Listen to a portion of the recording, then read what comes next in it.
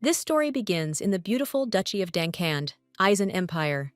The young lady in this place is famous for her antics, and once she doused another girl because she was wearing the same clothes.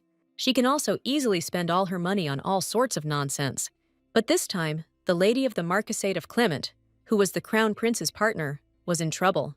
After the imperial ball, she fell ill with an unknown illness, and everyone began to think that our villain had a hand in this. Suddenly, the maids stop gossiping and bow their heads to the Duke.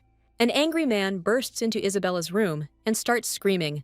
Isabella Duncand is an honored daughter of the ducal house. Without any conversation or clarification, the father hits the girl in the face. He accuses his daughter of openly deciding to speak out against the Marquisate. Rumors of her deeds spread throughout the capital and completely tarnished the family's honor. Until then, the Duke had let everything go for the good of her mother, but this never brought his daughter to her senses. Moreover, she begins to get angry and believes that her father does not dare to treat her like this. At that moment, in a fit of rage, the girl hits her father with all her might on the cheek. The man did not expect such a reaction and was very perplexed. All the servants in the house witnessed this incident and were very scared. But Isabella is concerned about something completely different now, and it has nothing to do with her behavior. All this time, the father holds the bruised area and cannot even say a word. And his daughter doesn't understand why her arm started to hurt after the blow. In the land of demons, there are 9 creatures known as demon lords. Each of them has its own unique and inimitable power. Among them is the Lord of Contracts, who is the master of binding agreements and oaths. The Demon King himself favors the ruler of the demonic world. It is said that she is capable of knocking down a bat in flight. However, now our heroine is experiencing bewilderment from the feeling of pain. The girl does not understand what this little man did to her and how this is possible. Isabella begins to threaten her father with death and tries to use magical powers. However, her heart is at its limit and cannot escape the demonic circle. At this moment, our heroine experiences unbearable pain in her body. She covers her mouth with her hand and cannot believe her own worthlessness.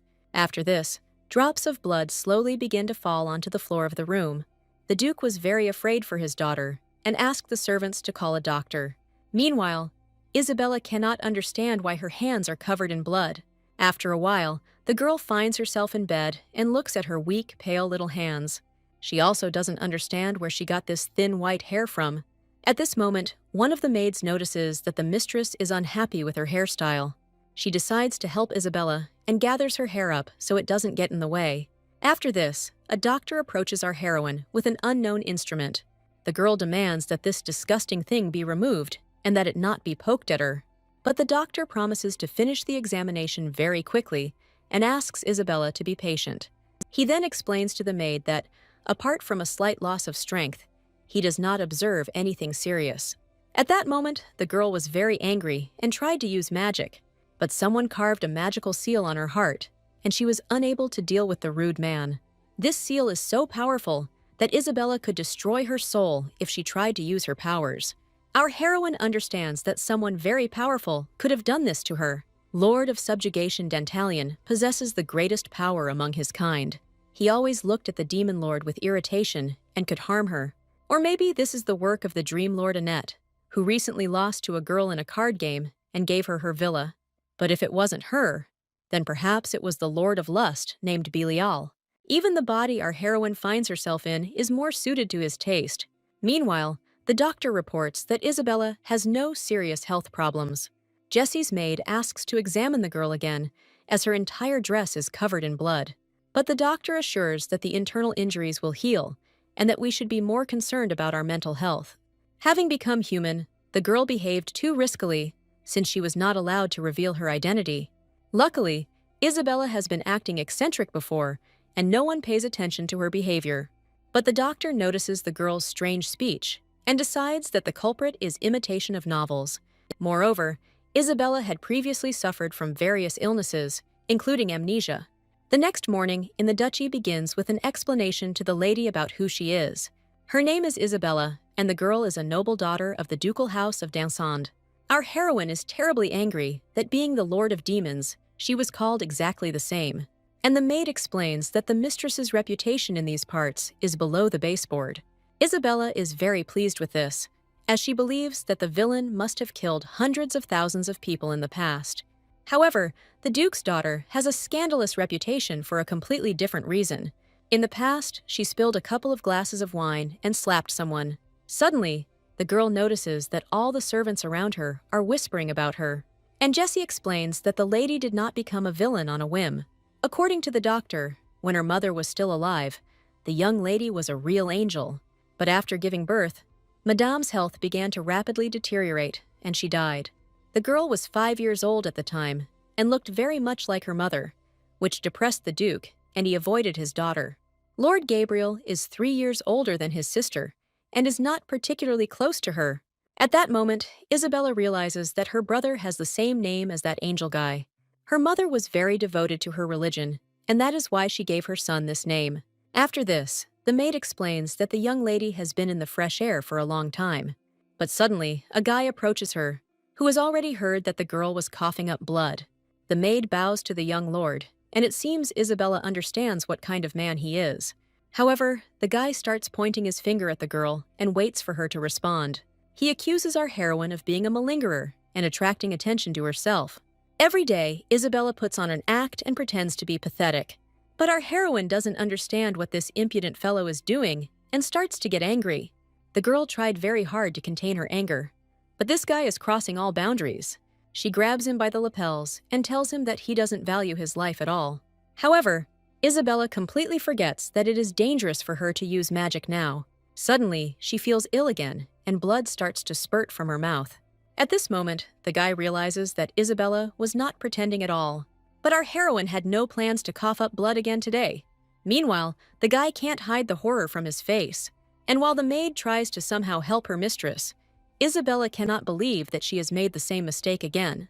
But now the young man, who had doubted the girl's illness, clearly saw her ailment. He begins to worry greatly about our heroine's health and asks where it hurts. But Isabella finds it strange that people worry even about those they don't like. The demon would never do such a thing and would only laugh at someone coughing up blood. Isabella even perked up a little, imagining the Lord in her place. Meanwhile, the guy doesn't understand the smile of the girl who doesn't pay attention to her illness. He asks her to rest and is even ready to take advantage of his position to call a priest. However, Isabella removes her hand and reports that she is not injured. After all, if people call the priest, her identity may be revealed. The guy thinks that with such a protest, the girl is just attracting attention, but she doesn't need it. She asks to just forget about her and never touch her again. These words leave the young man in shock and complete bewilderment at what is happening. After this, he explains that he should not have thought of calling a priest for such a rotten person. The guy leaves and asks not to stop him, although Isabella had no intention of doing so. Now the girl's brother has time to think everything over. He remembers his sister's condition and doesn't understand why it scared him. And Isabella thinks the guy is pathetic and decides to call him Gabby. Just think, he didn't even notice that his sister's soul had been swapped. At this moment, our heroine notices that magic is appearing on her bloody hand. Meanwhile, the doctor informs the Duke that he does not know the cause of his daughter's internal bleeding. After this news, the man smirks, as he considers it to be Isabella's trick. He doesn't know how she does it, but she plays better and better every day. However, the doctor warns that an unknown cause does not mean that the girl is faking it. But the Duke is sure that if even such a doctor could not find her, then she does not exist at all. And Vincent assures that the lady's blood was real, and that it might be necessary to ask the temple for help. But this is impossible to do, since Isabella declared herself a saint. And since then, the mere mention of her name makes the temple tremble. She's already attracted enough attention and should be pleased with herself. After this, the Duke lets the doctor go and thinks that his daughter is a complete disappointment. As evening approaches, the maid begins to light candles in the mansion. She lights one of them, but within seconds the fuse goes out. This seems strange to the girl, since this has happened several times already. She needs to light the candle as soon as possible and take care of the lady. But no matter how hard the maid tried, she couldn't do anything. It turns out that Isabella uses her magic specifically to be alone. After all, while the maid is trying to cope with the candle, she can think about a lot of things. Her magic now feels like a bat bite compared to how powerful she used to be. But why did she suddenly return if she had no strength at all since her rebirth? Previously, Isabella was unable to check her circle because there were many people nearby. But now she is alone, and she should take advantage of the chance. At this moment, our heroine becomes what she was when she lived in the demonic world. She sees before her a magical seal, trapping her magic and soul inside Isabella's body. And this is not an ordinary circular seal, as it is connected with a contract. This means that the contract made with the demon was confirmed. To create it, you need to have the authority of the Master of Contracts, that is, Isabella herself. After this, the parties are bound by the power of our heroine, and then the deal is considered concluded. This means that the real Isabella made a contract with a demon. Thus, the demon must fulfill the human wish. Otherwise, he will die forever. But how did our heroine end up being drawn into this contract and lost the ability to even move? Now she will have to fulfill a human wish to break the seal. All that remains is to find out what she wanted and deal with the irritation from this task. At this point, Jessie happily announces that she has finally lit all the candles. But returning to the room, she again sees that creepy smile on the lady's face. Isabella turns her head sharply towards the maid, and for a moment, she even looks frightened. However, the girl only says that she wants to see Abby and Gabby. Since her power returned immediately after meeting her brother, it is highly likely that Isabella's wish is related to her family. Our heroine already has a rough idea, and all that remains is to confirm it. All contracts with demons must be made with great care. So now Isabella demands that the maid take her to her family, and Jessie explains that at the moment, the Duke and her brother are having dinner in the dining room. But the lady's dinner was brought to her room as usual, since she only eats here. However, Isabella is not at all happy with the grass that even rabbits don't eat. So she demands that Jessie take her to the dining room immediately. Although dinner requires changing clothes, Isabella decides not to waste time on it. Who would have thought that she would so voluntarily deal with people? After all, 500 years ago, she encountered an unpleasant event. At that time, the demon lord made a contract with a knight. And after this incident, she tried to never get involved with people again. But it is very difficult for an ordinary person to live even 100 years. Therefore, there should have been no trace left of that knight within 5 centuries. And Isabella won't have to worry about suddenly meeting him. At this moment, the girl reaches the dining room and throws the door open with all her might. The Duke and his son almost choked from such surprise. Not only did Isabella appear in the dining room, but she also burst into it. After this, the men ask what exactly brought the girl here. Meanwhile, she pays attention to the meat her family eats. These impudent people only give her some grass, so Isabella demands that they give her some meat too. However, just recently, the girl went on a hunger strike, and now she bursts into the dining room in her pajamas. Suddenly, Gabby decides to stand up for her sister and demands that she give her some meat. At that very moment, he orders the chef to bring Isabella a steak of each degree of doneness. His father was even speechless from the sudden change in his son's behavior. Even Isabella doesn't understand what suddenly came over Gabby and why he took her side. And after a while, they bring her a variety of steaks that look very appetizing.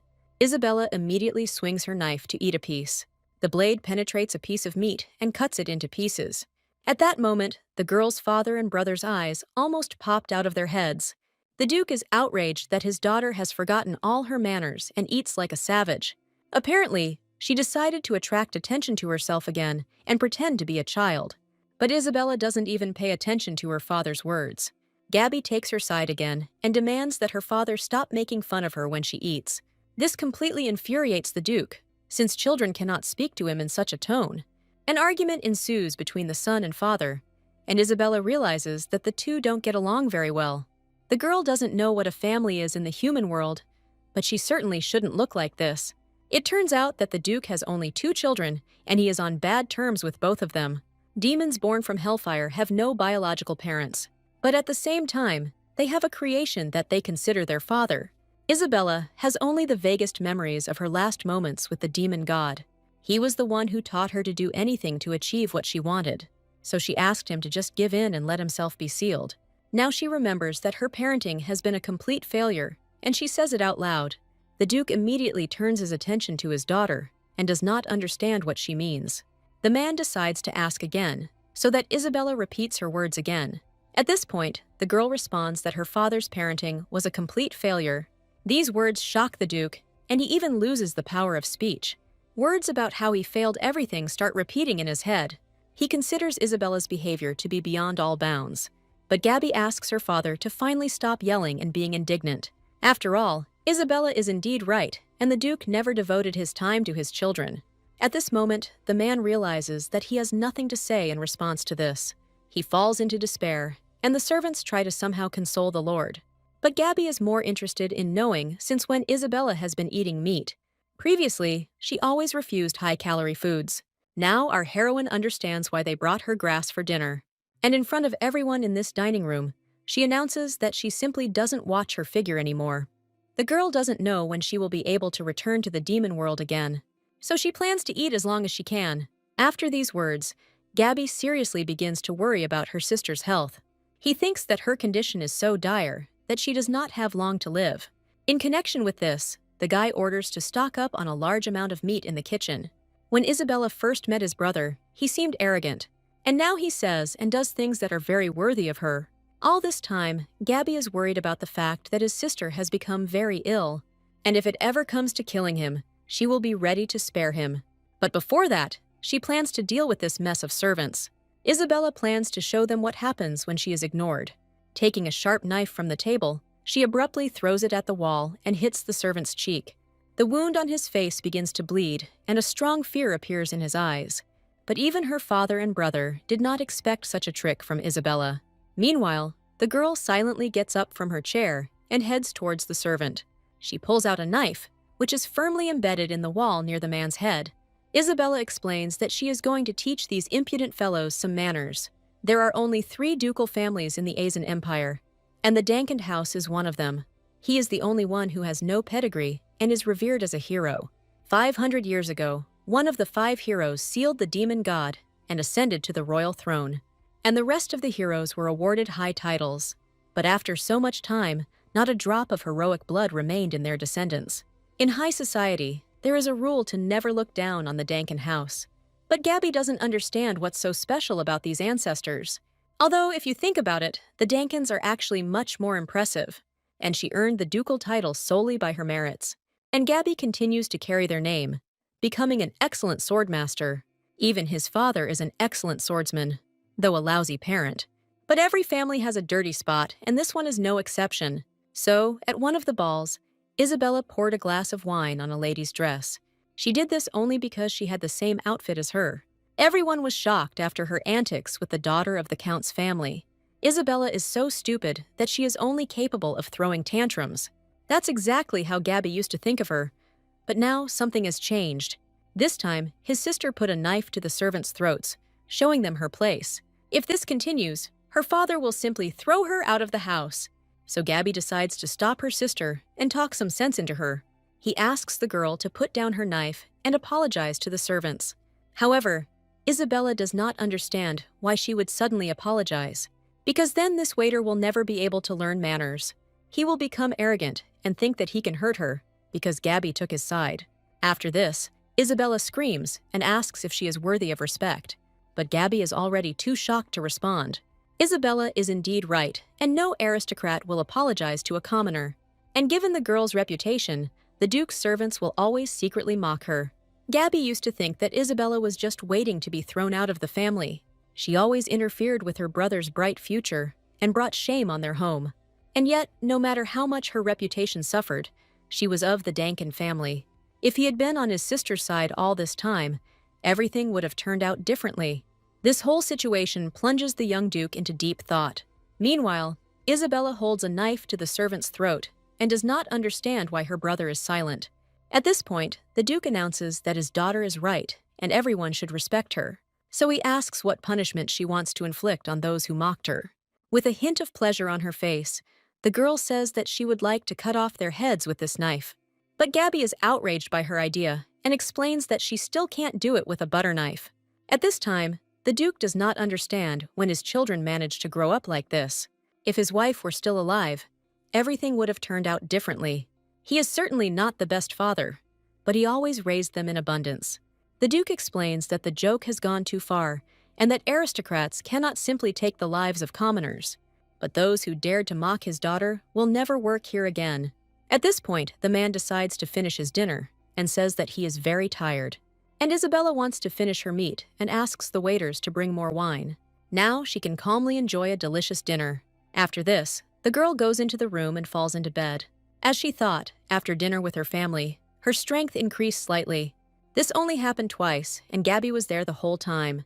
If only the real Isabella had a diary, our heroine would be able to understand what she was thinking. But now she doesn't know anything and decides to just sleep peacefully. Suddenly, the girl finds herself at a ball where many aristocrats have gathered. People are having fun and dancing, enjoying the evening. Given their outfits, Isabella thinks they are performing mating rituals. But just a second ago, she was in her bed and about to sleep. Suddenly, everyone turns their attention to Isabella and starts making fun of her. This really hurts the girl and makes her feel like a laughingstock. At this moment, our heroine's body begins to move on its own, and the girls continue to discuss Isabella among themselves in an unflattering light. The lady has no one to accompany her, which means that even her family hates her. It's probably because she killed her mother during childbirth. And after saying that Isabella should never have been born, she pours a glass of wine on the impudent girl's dress. Since Isabella had no one to protect her, she decided to act on her own. The Count's daughter did not expect such a stunt and was very shocked by the ruined outfit. All the wine that was in Isabella's glass ended up on her dress. After this, the girl asks the impudent girl to repeat to her face what she said. Once again, the lady of the Dankin house put on a show and proved that she was crazy. All she could say at that moment was that the Count's daughter had the same dress as her. Although Gabby was at the event, he did not react to his sister's actions. At this moment, all the aristocrats begin to whisper behind the lady's back. It is obvious to everyone that even the young lord ignores Isabella, and that she will soon be kicked out of the family altogether. After this, she had to leave the ball silently and in great disgrace. In great despair, Isabella wandered through the empty corridors of the huge house. She wanted someone to be there and support her. At that moment, in her reflection in the mirror, she met the demon Isabella. Suddenly, our heroine opens her eyes, awakening from a deep sleep. It's already morning, and Isabella is deep in thought after what she saw. She starts to get angry at the actions of this stupid brat. After all, if this stupid girl can't handle the matter, then there's no need to start it. This whole dream was terribly unpleasant, and Isabella begins to cross herself, as is customary among demons. At this moment, Jessie appears in the room and is surprised that the lady is crossing herself backwards. In the human world, this is considered blasphemy before the creator of the heavenly realm. So Isabella replies that everything is fine and God likes it. Jessie is very shocked by these words and thinks that the lady has really gone crazy. After all, blasphemy for a mere mortal threatens immediate execution at the stake. But how could burning be a punishment if in her home she and Lilith often enjoyed baths in sulfur flames?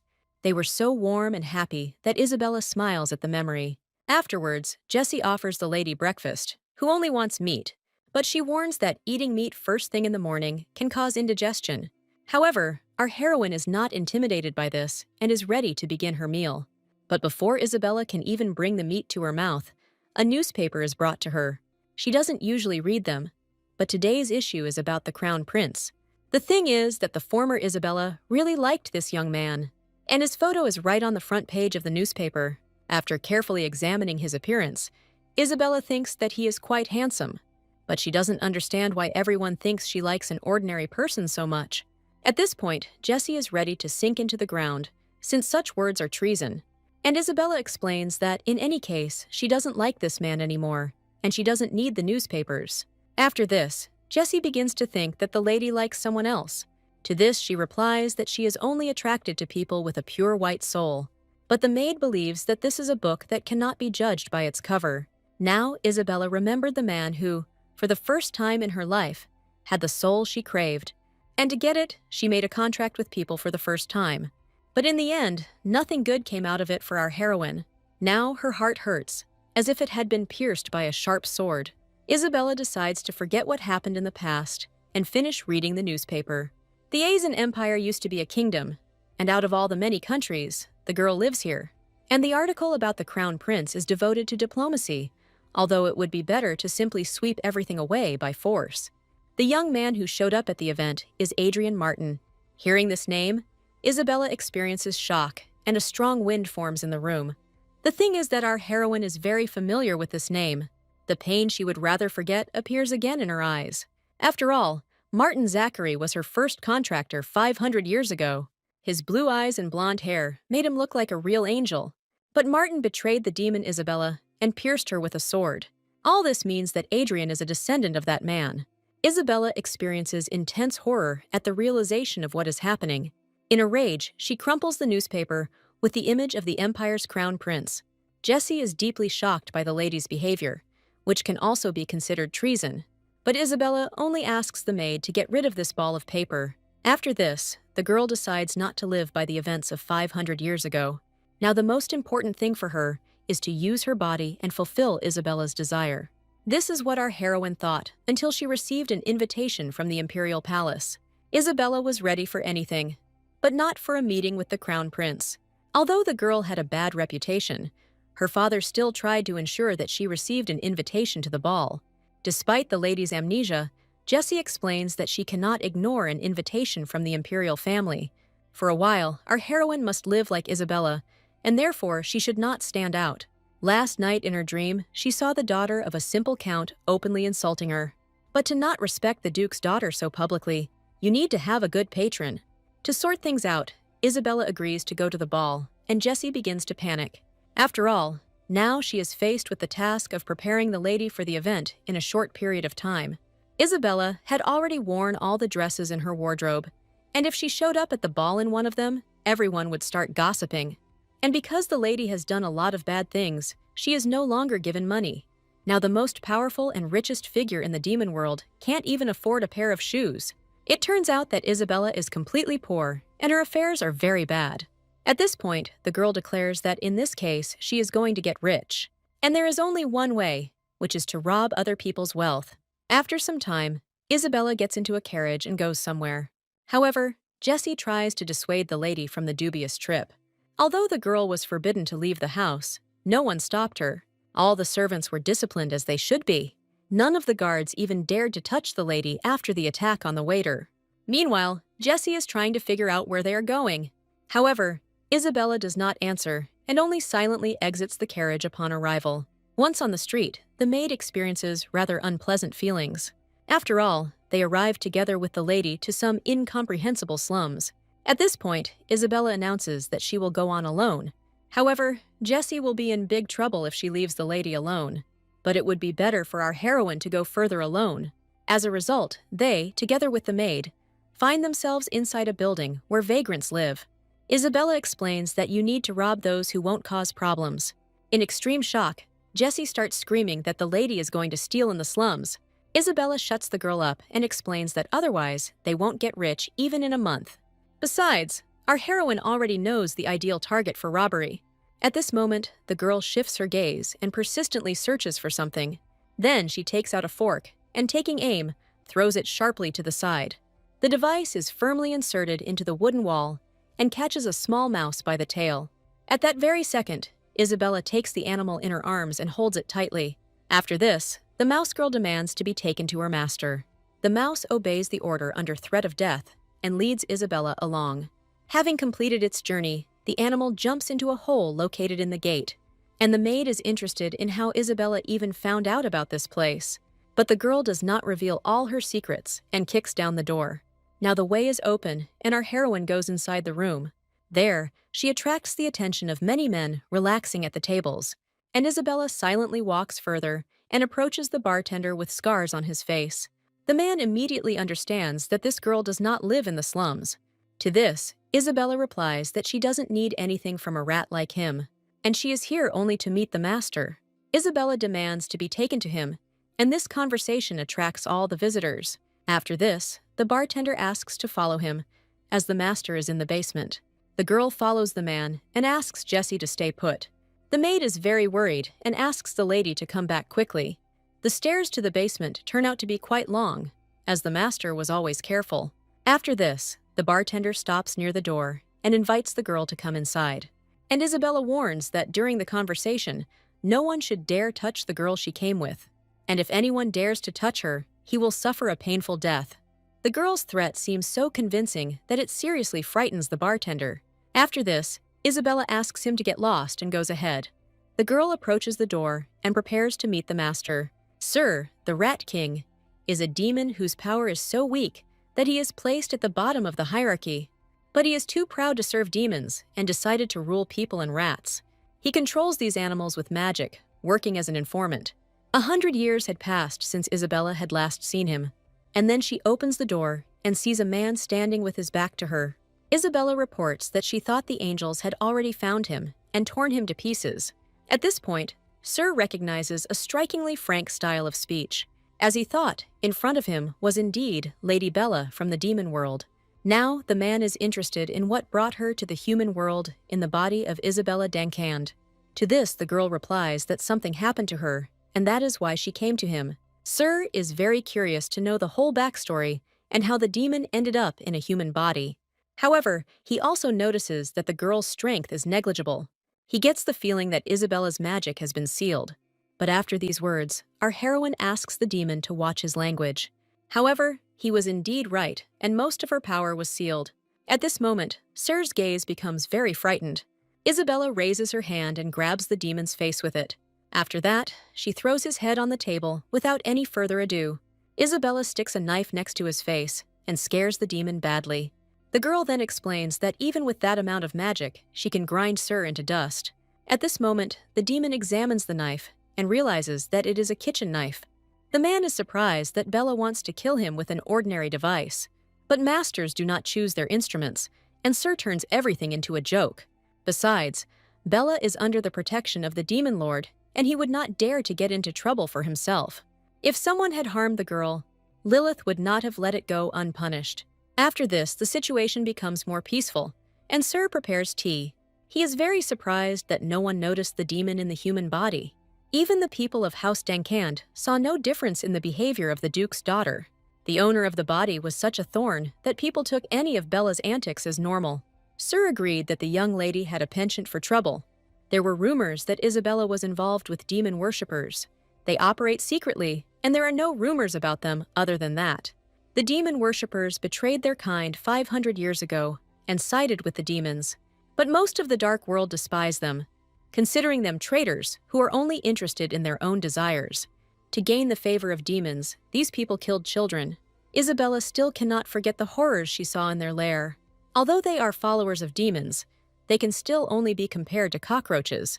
But be that as it may, it seems Isabella used the admirers to create a summoning circle. Now one of our heroines' questions is closed, and she understands how the girl was able to do it. After this, she asks Sarah to contact the demon world. He has a magic ball on his desk that can be used to do this. Sir uses his power to communicate, but it doesn't work. Then, Isabella suggests that he use the gate for this. It is a semi-permanent portal that connects the demon world and the middle world. However, Sir reports that the gates have been closed for some time, and blocking all connections with demons means that someone is preventing it. It could be the work of whoever sealed Bella away, so they wouldn't lose the deal. According to the terms of the agreement, Isabella's soul was probably taken away. But sealing a high-ranking demon like our heroine is far more valuable than a human soul. And since Bella doesn't know the terms of the contract, someone wants her to stay in this body for a long time. Saru finds it very strange what happened to the girl. After all, she is a contract lord and could not have not known about this deal. But 500 years ago, after a betrayal, Bella lost most of her power. And in exchange for part of her power, she received magical powers from the lords, and the lords were given the ability to freely create one contractor each. That's why, when Bella first woke up, she suspected them first. Sarah was very amused by the idea that someone could use the contract's power without Bella's permission. But the girl also threateningly promises to tell him how she will have to kill him to keep the secret. Sir promises not to reveal her secret, and Bella suddenly remembers something. All this time, she was so busy that she forgot to worry about Kamangi. This is her pet, which is a demonic beast. But Sir suggests simply hoping that the other demons don't get eaten by him. However, Bella hopes to bring this beast to the middle world. And despite the fact that the gates and connection to the demon world are closed, Sir is obliged to deal with this. During these conversations, the girl almost forgot why she came. So she smiles sweetly and demands that Sarah give her all his money. After some time, Jessie finally waits for the lady from the basement. Isabella returns with the spoils and shows the maid a bag containing 100 gold coins. But Jessie still hopes that her mistress didn't actually rob anyone. However, Isabella took everything from Sir and warned that she would visit him again. After this, our heroine sees that most of the people here are Sarah's subordinates. In that case, she should maintain at least some authority of the master. So Isabella explains that she sold him a couple of the Dankin family's secrets. For example, that Gabby sucks her thumb when she sleeps, although this is a lie. But Jessie is outraged that anyone would pay for such information. And yet she did not expect that the young Duke had such a habit. And Isabella announces that it is now time for them to head to their next destination. After all, someone like her shouldn't have to settle for just 100 gold coins. She promises Jessie that she will multiply this money 20-fold. And the girls' next stop will be a casino where they can win. However, the maid hoped that the lady was able to earn money honestly. She promises that if Isabella enters the gambling hall, she will tell the Duke everything. But our heroine is not afraid of this, and the girl suggests doing it right now. The thing is that the Duke hates gambling and may banish his daughter forever after such an activity. At this point, Isabella begins to worry about something completely different. She asks Jessie to be quiet and informs him that these runts have finally gotten to them. Suddenly, several guys stand in the girl's way and ask what they are doing in such a squalid place.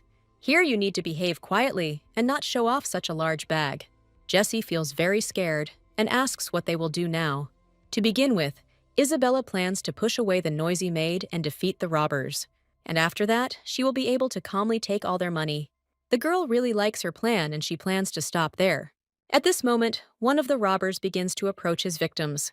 He promises that if they give everything up nicely, he will consider sparing their lives. And Isabella is just waiting for the moment when the robber comes closer. She hid a kitchen knife behind her back, with which she could deal with her offenders. But suddenly, an unknown man appears between the girl and the bandit. His head is covered by a hood, and his gaze is quickly directed at the robbers. The man takes out his powerful sword and defeats his opponent in an instant. The robber receives a strong blow and quickly falls to the ground. After this, he deals with another bandit and hits him on the back with the hilt of his sword. All opponents are defeated on the ground, and the man puts away his weapon. In a matter of minutes, he dealt with everyone who threatened the girls. Isabella carefully assesses the man and realizes that he is strong. But if he suddenly attacks her, she will try to stab him with a knife. And at this moment, Jessie feels delight and thanks the knight. The maid bows to the man in gratitude for his feat. After that, she asks the young lady to say thank you too. But how can she thank him if now she won't be able to pick the pockets of criminals? Suddenly, the knight informs Isabella that it is not safe here and it is time for them to leave. At this moment, our heroine begins to feel his pure energy, and the knight turns around and tells the girls that he is already leaving. However, Isabella will no longer be able to simply let this man go. She rips off his hood and sees before her a blue-eyed young man with white hair. His appearance seems to her surprisingly similar to the man from the past. Zachary, who betrayed her 500 years ago, looked exactly the same. But at this moment, the knight puts his hood back on. After this, he silently turns around and leaves the girls alone. Jessie explains that the young lady cannot be so rude to her savior, and Isabella explains that she gets angry every time she sees silver hair. She once considered them the most beautiful in the world, but now even the memory of them evokes disgust. After this, Isabella says that she has lost all her passion and wants to return to the estate. After some time, the Duke silently studies the papers in his office. Isabella doesn't understand why her father called her if he's just ignoring her. Out of boredom, she begins to yawn and finds this man unpleasant. But suddenly, the girl looks away and sees an interesting pendant. For some reason, this particular jewel seems very familiar to her. At this point, her father reveals that this memorable necklace of her mother's was almost lost due to her prank. Isabella doesn't see this as a problem, as he's fine at the moment. And the Duke is unhappy that the girl left the estate today. However, now he called her to discuss something completely different. Isabella received an invitation to the ball, thanks to the generosity of the Marquis Clement. It is obvious that this is the family that Isabella tried to poison. Therefore, the Duke asks his daughter to apologize to the Marquise after the ball. But our heroine is not sure whether Isabella was initially guilty. Having entered this body, the girl first assessed her surroundings, which consisted of one maid. However, Jessie was gone for a long time, and Isabella could not get money for poison. At this point, the father announces that the lady must also hand over the documents for the diamond mine. This news provokes Isabella, and she is ready to apologize right now. The girl promises the Duke that she will definitely sort everything out. After that, she walks down the corridor and can't stop thinking about the diamond mine. These stones exist only in the middle world, and there is a whole mine of them here. That's why Isabella is fired up with the idea of getting this mine for herself. The Duke is convinced that his daughter tried to poison the Marquise's daughter, so he gives up the mine as a settlement, although Isabella is hardly to blame. In this case, the best option would be to prove her innocence and terminate the agreement. The girl will tell the Duke that she paid with the mine, and she will appropriate it for herself through an agreement. Now, all that remains is to figure out how to prove Isabella's innocence. And Isabella already has a suitable option for this idea. At this time, Sir feels a strong cold in his office. This usually happens when someone wants to make it work, but it is impossible for something that happened yesterday to happen again, because the only one who can use Sarah is Isabella. Suddenly, a girl bursts into his office and says that she has a job for the demon. The man clutches his head and realizes that he cannot refuse. After this, Isabella explains to him the details that Sarah needs to know about the Marquise's family. The demon understands that the girl believes that someone else is to blame for the poisoning. But one way or another, everyone is sure that it was Isabella who added the poison. Although no one thinks that the girl has neither the resources nor the abilities for this. At this point, Sir takes out a book and offers to familiarize himself with Isabella's reputation. The Dankin house produces talents from generation to generation, but the girl has none of them. However, Isabella would not say so, judging by the Duke's son Gabriel. He really doesn't have an exceptional mind, but he became the youngest swordmaster. They say he controls his aura so skillfully that he uses it as a toothpick. Isabella realizes that this is the same aura that only manifests in certain people. After the Duchess's death, Isabella's relationship with her family deteriorated. After all, her health began to deteriorate just after the birth of her daughter. However, Bella is convinced that the Duke is solely to blame for this, as he wanted to continue the family line. Sir has lived in the human world for too long, and it is difficult for him to get used to the demon's way of speaking. But since public opinion can only be changed by evidence, that is precisely what the demon needs to do. He must find reliable information before midnight on the day of the imperial ball. However, this event will take place the day after tomorrow, and if Sir fails, Isabella will meet him with a kitchen knife. The demon has no way out and will have to do everything to push himself to the limit. At the same time, Sir is engaged in the sale and purchase of information and would like to receive payment for his services. Isabella is surprised that the demon even dares to mention money, so she replies that the payment will be his own life. There is one option, though, if Sir plans to return to the demon world. Bella can talk to Lilith and find a suitable position for him. But the demon is more comfortable staying in the human world and does not want to return. However, Bella explains that the human world will soon be destroyed. She feels that the seal on the demon god is getting weaker. The most she can endure is 100 years, and then the demon god will want to destroy the human world. In this case, Sir decides to actually return to the demon world and thanks the girl for the information. She only said this because she couldn't bear to see her dear little rat die. In any case, Sir promises that he will complete the investigation on time, and Isabella asks him to remember that the more compelling the evidence, the better. After this, the girl returns to the walls of her estate. The day was very eventful, and she quickly fell asleep in her bed. At this moment, she dreams that the Marquis's daughter informs her of a forced engagement. Isabella tries to reason with the girl and make her not be afraid of her older brother's strictness. After all, if she wants to change her life, then sometimes she will have to take risks. Isabella knows this firsthand, as she herself had to make the effort. Each time she tried to awaken in herself the talents that were so expected of her. That's why Nadia Clement must be ready for anything, especially when she has nothing. At this point, Isabella's dream ends and bright morning arrives. The girl sits up in her bed and feels a decline in mood. She didn't think that these dreams were much more dangerous than one might suppose. Even after waking up, the emotions remain, as if the girl had been Isabella Dansand all her life. Our heroine decides to pull herself together and not feel sorry for people. However, thanks to the dream, she realized that Isabella and the Marquis's daughter were close and not at all hostile. It also became clear that the owner of her body could not bear the situation she found herself in. She was born into a noble family, but had no abilities. At this moment, Jessie enters the room and interrupts the girl's thoughts. She brought breakfast for the lady and decorated the table with healthy food. But Isabella is furious that the maid did not bring her any meat, and Jessie explains that it has to do with the imperial ball that will take place tomorrow evening. To ensure a dress fits well, it is important for a lady to stick to a diet. And no matter how much Isabella screams, Jessie is not going to follow her lead. After all, she is ready to do everything to ensure that the lady shines brighter than anyone else at this ball. Jessie says she will prepare a massage, baths, and brush her hair for the lady. Although Isabella is not happy about this, the maid asks her to trust her. She takes her mistress's hand and promises to prepare her for the main event. But Isabella has this ominous feeling inside, like a lot of trouble is coming. Since early morning, the girl has already taken 2 baths and several massages. Jessie explains that ladies should be prepared for the ball as if it were a battlefield. Words will be used as weapons, deciding the outcome of the battle.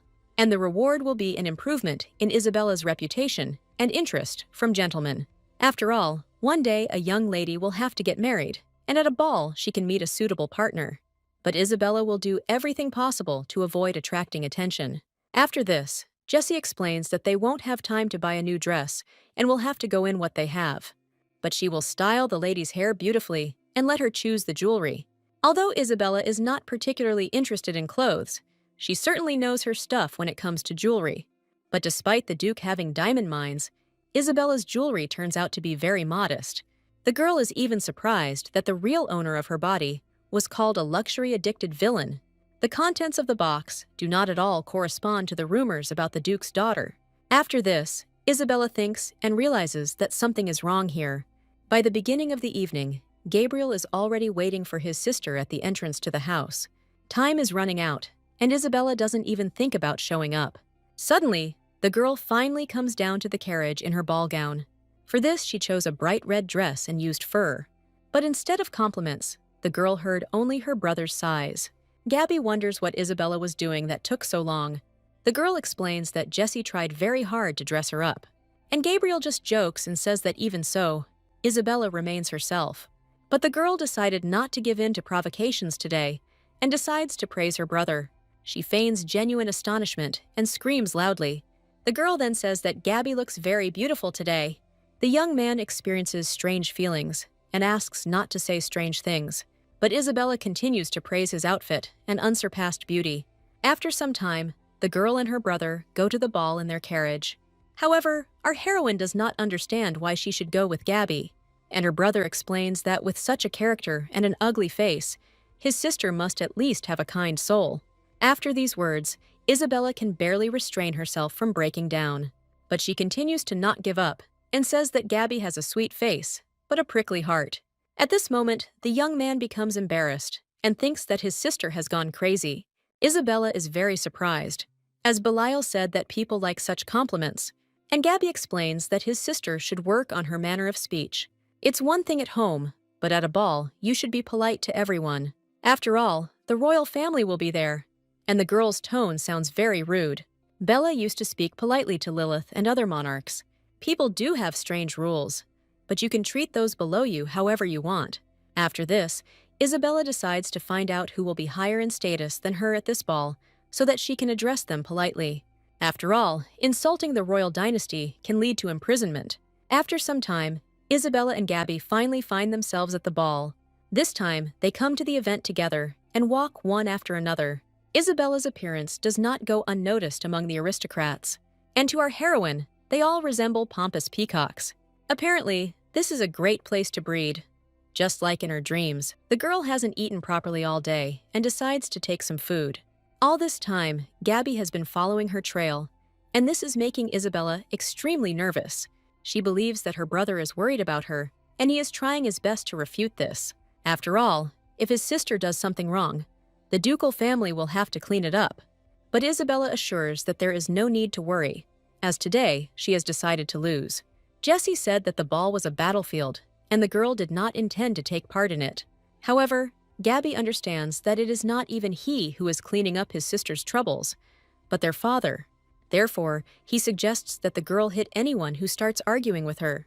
But Isabella understands that at this rate, Gabriel would be out of the game right at the gates of the mansion. Suddenly, a trumpet sounds, and the arrival of the emperor and the crown prince is announced. Gabriel and his sister wait with bated breath for the appearance of such high-ranking persons. Finally, the emperor enters the hall with his son, and Isabella cannot take her eyes off them. To the girl's surprise, the crown prince's hair color turns out to be dark, but she expected to see the emperor's hair as silver. However, this is precisely what makes her want to set something on fire here. Gabriel notices his sister's interest and points out that people without friends are left to drink alone in a corner. But the man did not notice that he himself was in the same position and drinking wine. He tries to justify himself and says that he has a lot of friends, but no one has ever talked to him. In this case, Gabby asks the girl to wait for him while he brings his friends. The young man begins to walk among the crowd of people and look for at least someone familiar, and Isabella watches her brother closely and considers him a fool. However, now her attention is drawn to something completely different. From the very beginning, something has been bothering her very much about this ball. She seems to sense some familiar aura from this crown prince. Together with the lady dancing with him, they seem like the perfect couple to everyone. Isabella hears these words and does not agree with such arguments at all. The girl encounters a crowd of aristocrats who clearly have their eyes trained on her, and it is obvious that talking to them will not lead to anything good. After this, Isabella looks once again at the prince and his couple, who are the subject of so much discussion today. But no matter how perfect a couple they may seem, the lady looks quite unhappy. How can you be so blind and not notice the gloom on the faces of these people? The girls are outraged by this answer and decide to strike back. One of the ladies comments that Isabella's dress looks plain and like a wildflower from the roadside. At this moment, our heroine realizes that this is the war that Jessie was talking about. But the girl decides to respond with a compliment and says that this lady looks like a creature in the moment of mating. The aristocrat clearly did not expect such an insult directed at her. The girl almost faints right there in the ballroom after hearing this. But Isabella has no idea that her strong compliment was actually an insult. Suddenly, Gabby appears from behind and admires her sister's actions. He came to see if Isabella was being humiliated, but he himself was shocked. She dealt with this upstart so skillfully that she had no words to respond. Gabby praises her sister, who still doesn't understand anything. The young man decides to explain that Isabella won this duel. After this, the crowd of nasty aristocrats decides to retreat, and Isabella reminds her brother that he was going to meet his friends. But he explains that his friend didn't come today, and the girl pretends to believe him. However, Gabby notices that his sister is constantly staring at something. He looks in the same direction and notices the crown prince there with his bride. The young man decides to close the girl's eyes so that she doesn't stare so intently. But all this time, Isabella cannot understand why the prince's aura is so familiar to her. After all, he is just a man, and the girl decides to touch him to check everything. However, Gabby explains that such an act cannot be bought off with money. If our heroine's strength was in order, she could check everything without touching. And now she will have to do it, despite the dire consequences. After this, Isabella confidently and persistently walks towards the crown prince. The young man notices the girl's intent gaze on him and becomes a little scared. The girl understands that it is difficult to get closer to the prince in a natural way, especially after he became wary at the sight of Isabella. So our heroine decides to invite the crown prince to dance. But everyone around perceived this gesture as outrageous and madness. But Isabella doesn't pay attention to the displeased looks, because she has her own goal. And to her great surprise, the crown prince agrees to dance with her. At this moment, the young man says that they haven't seen each other for a long time. Isabella is very surprised that the crown prince and the owner of her body are acquainted. After this, the music starts and all the couples start dancing. This evening, all the discussion revolves around the couple Isabella and the prince, and the girl was trying to confirm her assumptions all this time. Touching the young man, she clearly understood that he was bound by a contract with a demon. He is literally oozing energy and has gained a lot of power, so the girl decides to step on his foot. She then tells him that if such pain stops him, then he is not worthy of wearing the crown. But the crown prince smiles and explains that he is not in any pain. Then Isabella steps on his foot with her heel again. The young man explains that she can do this as much as she wants, but she shouldn't say such strange things. In any case, he feels that Isabella looks different. The crown prince decides to find out if the girl really did what she wanted. After all, the young man knows that Isabella was going to make a contract with the demon. Our heroine is shocked and asks the prince to repeat it again. Could it be that the real Isabella told the young man about her contract? At this moment, the girl decides to answer that everything is so, The young man becomes sad and explains that he asked her not to do this. However, how can he speak so hypocritically if he himself signed the contract? The Crown Prince replies that this is also true, and Isabella never listened to others anyway. But now, according to him, our heroine has frightened even Lady Clement. Isabella looks over to see who the prince is referring to. Nearby, she sees the girl with whom he recently danced. Lady Clement is very frightened and cannot hide her emotions. She notices that our couple has paid attention to her and decides to look away. The prince never told her about the contract, but judging by her reaction, she guesses. And Lady Clement has to accept the young man as her partner, because she has no choice. The Viscount's son would do anything to make his sister empress.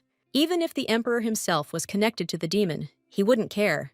But it would never occur to an ordinary person that his opponent had made a deal with a demon, and Lady Clement might think Isabella did it. However, the prince believes that it is his fault, as he did not foresee this. However, the young man thinks that he might be angry with the girl for what she said to his fiancée. After this, he decides to ask who she really is, and who suddenly needed to wear Isabella's body, pretending to be her. At this time, the musicians finish playing their part on the string instruments. All couples bow to each other and disperse after this dance. But suddenly, the Crown Prince grabs our heroine by the hand and leads her along. Ignoring the people, he tries to take her to a quiet place. And all the aristocrats look at our couple and are speechless.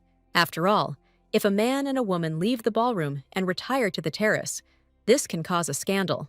There is no better place not only for tenderness, but also for unfinished conversation. The Crown Prince is going to find out how a demon appeared in his friend's body. At this point, Isabella wonders if the young man is going to tell others about this. After all, if he does this, he himself will suffer, since he has made a contract with a demon. But the Crown Prince had no intention of telling anything and was only interested in who was really standing in front of him. Isabella tells him her name, but the young man doesn't think it's her real name. However, the girl insists that this is exactly what she was called in the demon world, although she was most often called Bella, and she is a contract lord. Suddenly, the Crown Prince gets down on one knee and apologizes to the demon for his disrespectful tone. He explains that there are some records about her in the Imperial Library. After this, the girl asks what kind of relationship the young man has with the real Isabella. The Crown Prince reports that they have been friends for a long time and understood each other. And when she found out that the young man had signed a contract, she said that she envied him. But what is there to envy if in such deals the person always loses? However, if the Crown Prince had been afraid of death, he would never have entered into the agreement. He hoped that Isabella would never do something like this. But he was wrong. And the girl at this moment explains that it was not she who signed the contract with Isabella. After this, she tells the prince the whole story of what happened to her. And the return of the real Isabella depends on what contract she signed. If the power of the contract is enough to seal it inside the body, then the chances of its return are practically zero. The Crown Prince cannot even guess the true content of the contract, but promises to provide any assistance. After all, if Bella is the result of his friend's will, then helping her is the only reason to find peace. The girl understands that she has no reason to refuse such help. However, she is also curious about which demon the Crown Prince made a pact with. After this, the young man honestly admits with whom he signed the contract.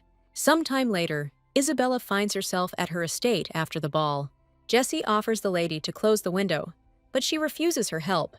Isabella sends the maid to work, and she is a little upset because she refuses her help. But our heroine is now preoccupied with her last conversation with the prince. After all, he told her that the demon he had made a contract with was named Dantalion. Isabella never thought she would hear the name of the Lord of Submission again. But what is Dantalion planning in the middle world, since he has made a contract with the Crown Prince of the Empire? At this moment, Isabella sees a little mouse outside her window. After this, she turns her head and checks the time. There were only a few minutes left until midnight, and Sir barely made it in time with the information. The Rat Lord whined a lot, but in the end, he did his job perfectly. And as soon as dawn came, Isabella immediately went to the mine. However, her brother Gabby, whom she had not invited at all, decided to join her. The thing is that his father asked him to look after his sister, and he went after her. But to Isabella, it sounds like the old man has gone completely mad. However, she congratulates her brother on winning the Duke's favor, and again irritates him. He asks that upon arrival at the site, the contract for extraction be immediately handed over and that some apology be made. Gabby also demands that Isabella stay away from the crown prince, but this is impossible. At this moment, he remembers that yesterday he and the young man had retired to the terrace. Gabby hopes that Isabella does not intend to take the place of crown princess. After all, then her position will become higher than that of her brother, and he is against this. But Isabella grabs the young man by the lapels and explains that he cannot control her actions. At the same time, she has no intention of becoming empress, and Gabby should stop getting underfoot. After a long journey, our heroes find themselves in the mansion of the Marquis Clement. Isabella enjoys the delicious dessert, as there is nothing like it in the demon world. Still, the inhabitants of the middle world have more pleasures than they deserve. And no one knows when the girl is destined to return back, so it's worth eating your fill. And at this point, Gabby was already tired of waiting for the Marquise to finally appear. At this moment, the door to the living room suddenly opens, and the owner of the house appears. Isabella immediately turns her attention to him, without looking up from her food. And Gabby hopes the man didn't hear him complaining. A young man welcomes guests to the house of the Marquis Clement. At this time, the girl recalls a conversation with the crown prince about how she is very different from the real Isabella. The man sits down opposite our heroes and is a little surprised. The young Marquis Clemente did not think that Gabby would also honor this house with her visit. He believes that the Duke was very nervous about letting his daughter go alone. At this point, Gabriel begins to feel a little awkward, and Isabella doesn't understand why everyone is staring at her so intently. The thing is that the girl creates the impression that she is being starved at home. However, she was already fed only grass, especially before the ball. After this, Isabella decides to ask how Nadia's doing, but the young Marquise did not expect that the girl would ask him about this. After all, she had only just come to her senses after being on the brink of death. Isabella doesn't like the tone of the young man, who acts like a piece of idiot. Therefore, she replies that her relatives do not value Nadia very much, since they sent her to the ball after her life was threatened. Moreover, there are rumors that the girl did not want an engagement to the crown prince, but it was the house of the Marquis of Clemente that insisted on arranging this. However, the young man denies his involvement in this, as he would not have forced his sister into marriage. And Isabella already knows perfectly well that this family sold poor Nadia. After this, she asks Gabby if he noticed the young Marquis's face, distorted with greed. And Clemente replies that the lady is behaving rather rudely towards him. He thought she had come to apologize, but now his family would have to resolve the issue officially. Isabella decides to find out how exactly they will do this. The young Marquise promises to file a complaint against the ducal house, but our heroine also has something to say. For example, the fact that the Marquis's family framed her and accused her of poisoning Nadia. Nadia was incredibly careless and left a lot of traces when she bought the poison. She must really hate the prince to have gone this far. As for the young Marquise, he is so greedy that he even dragged Isabella into it. At this moment, he crumples the paper containing all the evidence in a fit of excitement. Clement doesn't understand how the girl got all this information. She replies that she simply released a couple of rats, and the young man believes that they were spies. But he doesn't understand that Isabella meant rats in the literal sense. After this, Gabby loses his temper and is ready to tear the young Marquise to pieces for such a setup. He grabs the guy by the lapels and tells him that he sensed a catch from the start. Isabella may have a nasty character, but she's not so cunning as to poison anyone. Our heroine decides to intervene in the conflict and reports that Gabby grabbed the young man too tightly. At this moment, her brother releases the Marquise, and he tries to come to his senses. And Isabella invites him to imagine what will happen if the Duke finds out about everything. Considering how much he values honor, breaking a couple of columns in the Marquise's mansion would be a small thing. But beyond that, he will ensure that the name of Clemenidas will never again be heard in the capital. After this, Isabella gets the agreement for the diamond mine. Together with Gabby, they carefully study the papers and try to understand the essence of what is happening. And Isabella explains that she is ready to take all the blame on herself if the Marquise signs the contract. In exchange for this deal, Clemente will receive ownership of the diamond mine. But all diamonds mined there will be transferred to Isabella Dangshan's trading company, and the Marquise's family will not receive any payment for the extraction and transfer of the stones. The minimum monthly production quota is also indicated at the bottom of the agreement. The young Marquise calls Isabella a devil, and she doesn't dare argue with him. After this, she begins to deftly twist the fork in her hand. Then, the girl suddenly thrusts it into the back of the sofa, right next to the young man's head. She advises Clement to just shut up and sign the contract. Her gaze is so persistent and furious that the young man has no other choice. After a successful deal, Isabella returns to her carriage. Gabby wonders if the girl is worried about her damaged reputation, but she shows him Klementov's signature on the document and tells him that reputation is not important. After all, first of all, a girl prefers to feel the benefit. However, what will she do if the old man finds out about everything? Isabella replies that as long as Gabby keeps her mouth shut, nothing will happen. At this time, the Duke is having a not very pleasant conversation with someone in his office. He can't believe what he just heard from some girl. She is very nervous and clutches the hem of her dress with tension. After this, she repeats once again that the lady did not try to poison her. She is innocent, and all rumors about this are blatant lies. Nadia herself came to the Duke and told him that she had voluntarily drunk the poison. After this, the girl bows to the man and announces her departure. She leaves the Duke alone, deep in thought about what happened. The man couldn't even imagine that everything happened exactly like this. It turns out that Isabella did not poison Lady Clemente at all. It was Nadia's own foolish act to avoid an engagement with the Crown Prince. But why didn't she tell the truth earlier and let the rumors get to this point? At this moment, the father remembers that he missed something in the past. Isabella was actually trying to tell him that she had not poisoned the lady, but the Duke didn't even listen to his daughter and simply ignored her, as always.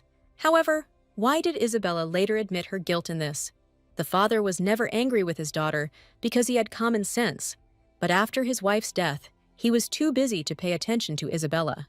He never liked his daughter, and she only tarnished the family's reputation.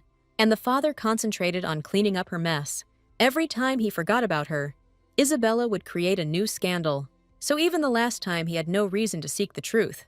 Perhaps the Duke made an unforgivable mistake in relation to Isabella. At this time, Nadia also decides to apologize to our heroine. But Isabella never expected such a turn of events. And she still doesn't fully understand why the girl decided to apologize. And Nadia explains that it was because of her that the lady got into trouble. Isabella notices her direct gaze and understands that she is not lying.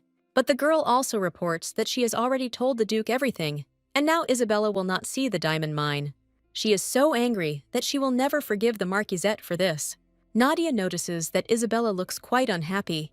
However, the girl could not stand by and watch as the reputation of the Duke's daughter was destroyed. Isabella reports that she listened to the apology, and now Nadia can go.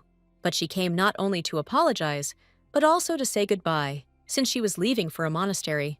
After all, Nadia wants to spend the rest of her life praying to God. However, Isabella explains that this is pointless, and God will never hear her. He went into hiding after the great demon was sealed. No matter how much people pray, while the owner is absent, no one will answer. Nadia thinks that Isabella simply doesn't believe in God, but the matter is completely different. Initially, Nadia hoped that her brother would take pity on her after the poisoning, but it turned out that the young Marquise didn't care about her, and everything was useless. In the demon world, no one regrets anything, because their lives are too long to cling to the past. Therefore, they do not accumulate grievances, but choose to immediately forget about everything or first take revenge. But people don't live to be 100 years old, and they probably have something to regret. Isabella tells the girl that she is mistaken, and that simply running away will not change her fate. And if she really wants to fix something, then she needs to put her life on the line. The real Isabella told Nadia the same thing when they met, but our heroine explains that it is someone else's life that is at stake, not your own. She wonders if the Clements have other relatives in the Marquise's house. If not, then Nadia will take her brother's place when he disappears. Thus, the girl must aim for the place of the heir. This way, she can switch places with her brother and make him the crown princess. Although at the moment this picture looks very strange, but in Isabella's dreams, this is the most pleasant outcome of the situation. And at that moment, Nadia seriously set her sights on becoming the heir. The girl thanks the Duke's daughter and promises to visit her again. She also reports that Isabella has changed a lot since their last meeting. Previously, the lady advised her to risk her life if she wanted to change something. At that time, she was seriously worried that she would have to do something extreme. But now Isabella has said to risk someone else's life, and that changes things completely. Nadia blossoms at the idea and promises to meet the lady again soon. And Isabella now sees what a strange person the Marquise's daughter is. After this, Jesse appears and tells the lady urgent news. Duke Dankand is looking for his daughter and asks her to come into his office. Isabella is a little scared that her father demands to meet her. A contract appears in her mind, but slowly flies out of her hands. The girl is angry that the Duke intends to take away her mine. After this, she meets her father, and he decides to talk to her. He wonders why his daughter confessed to something she didn't do. Of course, it was done for the sake of the diamond mine, but the truth cannot be told. So Isabella tells the Duke that he wouldn't have believed her anyway. At this moment, the father apologizes, something he has never done in his entire life. However, the one to whom he really should apologize is no longer here, and he will return the mine that they wanted to give as compensation to Isabella. The girl got her way, and now all that remains is to ask Sir to return the contract. Meanwhile, the father reports that his daughter must be very upset with him, but she replies that resentment only appears when someone does not live up to expectations. Since she has no expectations from her father, there is nothing to be offended about. Isabella doesn't have time to sort things out and just wants to get back to the room as soon as possible. And her father continues to assure her that he deeply regrets his actions. At this moment, the girl suddenly feels something strange inside her body. The magical seal engraved on her heart begins to react, and the sealed magic gradually returns to Isabella. Our heroine now understood why the Marquise's daughter did this. She, apparently, also wanted her family to regret what they had done. But now too much magic has returned to the girl at once, and she is feeling ill. Isabella can no longer cope with her condition and is weakening. At this point, she starts coughing up blood again and falls to the floor. Hearing what happened, Gabriel immediately bursts into the room. The doctor has already examined the lady and reports that Isabella has no pathologies. But Gabriel doesn't believe him and considers the doctor an ordinary charlatan. After all, his sister was coughing up blood and she couldn't be okay. Seeing the younger Duke's mood, the doctor asks him to calm down first. He explains that the young lady has gained weight and looks even healthier than before. But the Duke still asks to check his daughter again, since coughing up blood is really very frightening. And Gabrielle reports that this is the third time she has felt this bad. Her father knew about only 2 cases, and does not understand why his son did not tell him about them right away. In this case, the doctor once again suggests that the family turn to the church. If medicine is powerless, then it is worth trying to use holy power. Gabriel immediately rushes to fetch the priest, but his father stops him. To request a priest from the temple, certain procedures must be followed. But Gabby isn't about to just watch his sister die. The Duke suggests waiting until morning and contacting the temple through the emperor. And Gabriel begins to accuse the doctor of not noticing the girl's illness. And now this old man must suffer, not his own sister. Gabby even promises to seize the ducal power before the doctor leaves. The young man completely loses his common sense, and no one can do anything about it. Now the Duke understands that the upbringing in this family was a crushing failure. At the northern edge of the demon world, there is a huge chasm. It is filled with flaming lava, and demons throw human souls into it when they are bored. Of course, not every soul can get there, but only the one marked by Archangel Gabriel. After this, they become easy targets for demons. But by the way, why did Bella end up in this particular place now? It was always noisy here because of the screams, so she kept away from the abyss. Therefore, the girl decides to get away from the rift as quickly as possible. But suddenly, she hears the barking of some animal, similar to a dog. At this moment, a small, cute puppy approaches Isabella. The dog looks very scared in this scary place. Then this cute creature turns its gaze to the abyss. Isabella notices this and understands that the puppy is worried about these souls. But it's not worth it, because the people who were dumped were vicious, and this lava melts the sins that were engraved on them. Although all people sin, these souls are completely different and were marked by Gabriel. However, there are too many souls in the lava, although less than 10 should accumulate in a century. Nowadays, many people have to pay for their sins, and Gabriel is very merciful to souls, fulfilling the wishes of the heavenly gods. But has the number of sinners in the mortal realm increased so dramatically, or have the archangel's feelings changed? At this point, the puppy, in dog language, communicates that he is worried about these souls, but Isabella knows that this creature is actually a human. Apparently, the dog didn't know that the girl would see this in him. Without a contract, a human soul cannot remain intact in the demon realm. So now Isabella is interested in who this puppy made a contract with. The animal begins to tremble with fear, but the girl remains persistent in her question. At this moment, the soul excitedly announces that her name is Isabella. This is a surprising coincidence, since the mistress of contracts has exactly the same name. But in the demon world, her name is shortened and simply called Bella. At this moment, the girl notices that the puppy began to shake even more violently. She promises not to harm the contractor just because they have the same name. But this will only last as long as this soul does not threaten her. At this moment, Isabella begins to experience a strange feeling of déjà vu. She gets the feeling that she has suffered because of another demon's contract before. Suddenly, everything in her eyes begins to blur and disappear. Isabella wakes up to see a worried Jesse's face in front of her. She opens her eyes and still cannot comprehend what is happening. She still can't shake that strange feeling after the demon world. It turns out that it was all a stupid dream, and her reality is in the Middle Kingdom. At this point, Jessie, with tears in her eyes, reports that the lady had been unconscious all day. The doctor said that there was nothing wrong with her body, but Gabriel went crazy because of it.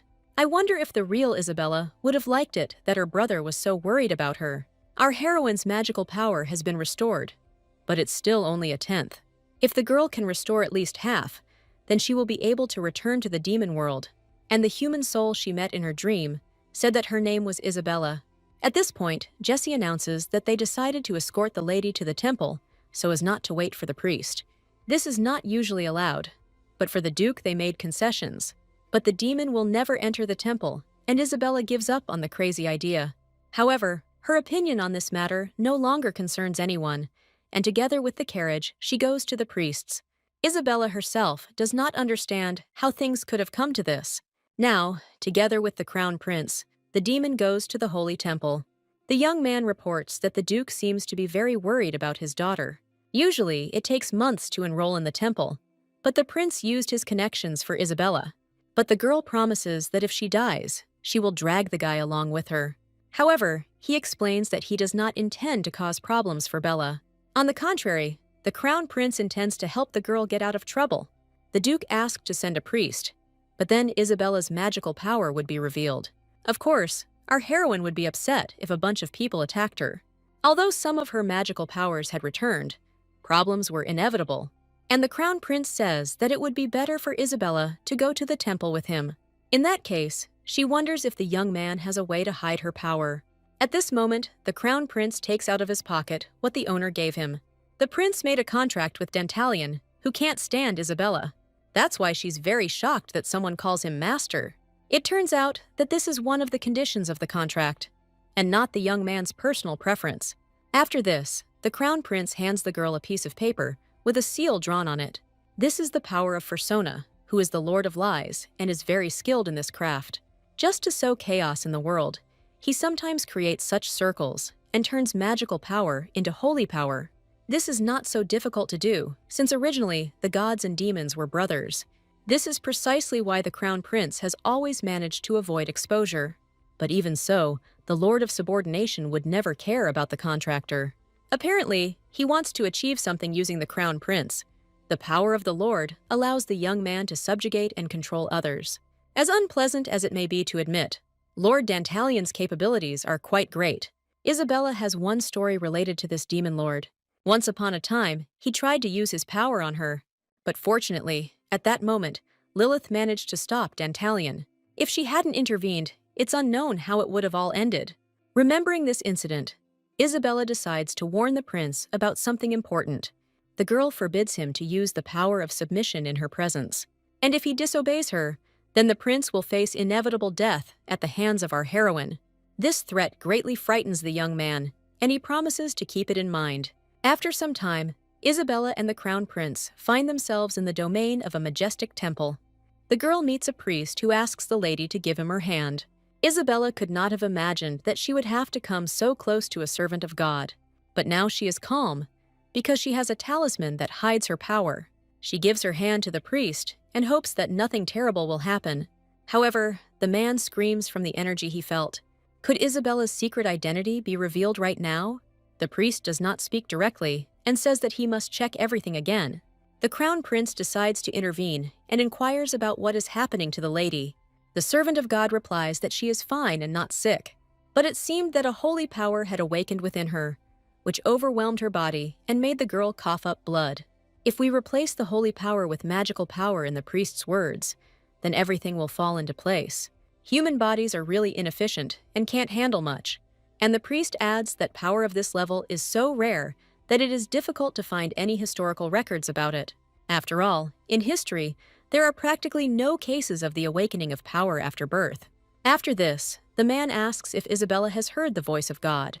But if we talk about a person who heard the voice of the Almighty, the girl knows only one such person. She recalls an incident when a girl conveyed to her God's request that Bella stop blaspheming. But our heroine called her an old hag and asked her to stop reading her mind. This made the young blonde-haired servant of God laugh a lot. And Bella explains that no demon will ever give up blasphemy. And if something can't be avoided, then you just need to enjoy it. At this moment, the priest interrupts Isabella's memories and returns her to reality. He explains that he actually knows of one such case. 500 years ago, Lady Daphne, who was an aristocrat, suddenly awakened a holy power. The priest feels that this is exactly like Isabella's situation, but Lady Duncan asks her not to make fun of her and informs her that she is no saint. Although, if you pretend to be a saint in front of people, it will be the greatest blasphemy. Therefore, Bella decides to agree with the priest and declares herself a saint. After this, the servant of God, in great haste, tries to convey urgent news to the high priest, but he cannot be disturbed now, as he is in the prayer room. However, this is news of particular importance, and the priest decides to whisper it to another priest. Thus, on this day, the entire temple was in an uproar because of Isabella's antics. Finding himself in the courtyard with the crown prince, the young man decides to find out what is going on. Lady Bella looks very proud after declaring herself a saint, but the prince still does not understand why the priest considered her power so powerful. After all, when they tested her at the ball, she was still minimal. Could it be that something happened from that moment and the girl's strength grew? Isabella explains that at home she coughed up blood and the duke became worried. The crown prince clutches his head as he realizes that he should not have brought the girl to the temple, but he himself is to blame for this because he could have thoroughly checked Bella from the very beginning. The young man agrees with this, but even so he cannot understand one thing. Why did Lady Bella finally agree to declare herself a saint? But if the crown prince can call a demon master, then why can't she become a saint? Isabella asks that her decisions not be questioned, as this is blasphemy of the highest level. And once she returns home, this story will be told for centuries. However, today she is not going to do anything else in the temple, and the prince can relax. At this moment, the girl notices a statue that looks like her in demonic form. The crown prince explains that this is a statue of an archangel named Isabella. Our heroine is furious that there is a name here that is the same as hers. Then the prince decides to tell a story that has been passed down from generation to generation. It turns out that 500 years ago, 5 heroes gathered to seal a demon god. At the forefront was Zachary, who later became the first emperor to be chosen by an angel. This myth was created to hide the emperor's contract with the demon, and Bella's true identity is passed on only to the emperor's heirs. Now the girl understands why Zachary made her an angel for everyone. 500 years ago, she helped her contractor seal a demon god, but this was preceded by a series of events in which Isabella could still avoid betrayal. On the day the girl realized she had made a contract with a man, God made her kneel. He warned her not to get attached to people, but she still disappointed him. However, Isabella can't just break the contract, and yet the demonic god asks her to find loopholes in the contract. After all, the contract only says to help a person seal a god, and that sounds very vague. If Isabella had removed the stone from the hero's path, that would also have been considered help. In any case, the girl never intended to really help. She simply desired this soul and wanted to mock it in case of its fall. This is what Isabella thought until she became attached to a person. Ultimately, she chose to follow in her predecessor's footsteps, despite the demonic god's concern. In this case, he decides to witness her fall after the case is over. Isabella's choice will lead her to endless despair. But then the girl was sure that she would never regret her choice. And after that, Zachary betrayed her, breaking her magic and her heart. These memories still bring pain to our heroine. Even the crown prince notices that Lady Bella's expression has changed. At that moment, she uses her power and destroys the statue. Now it is clear to the girl what Zachary's will really was. He betrayed her and destroyed all true records of history. Isabella never wanted to come to the mortal realm, and now she learned what she didn't want to know. We need to restore magic as soon as possible and return home.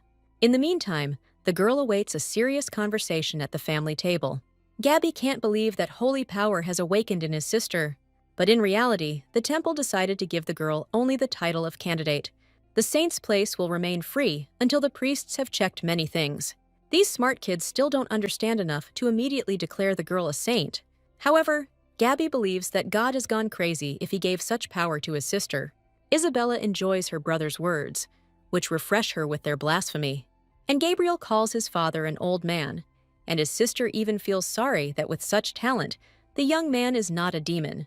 After this, he remembers that Isabella also used to call herself a saint on every corner. No one believed her then, but it was obvious that his sister wasn't pretending.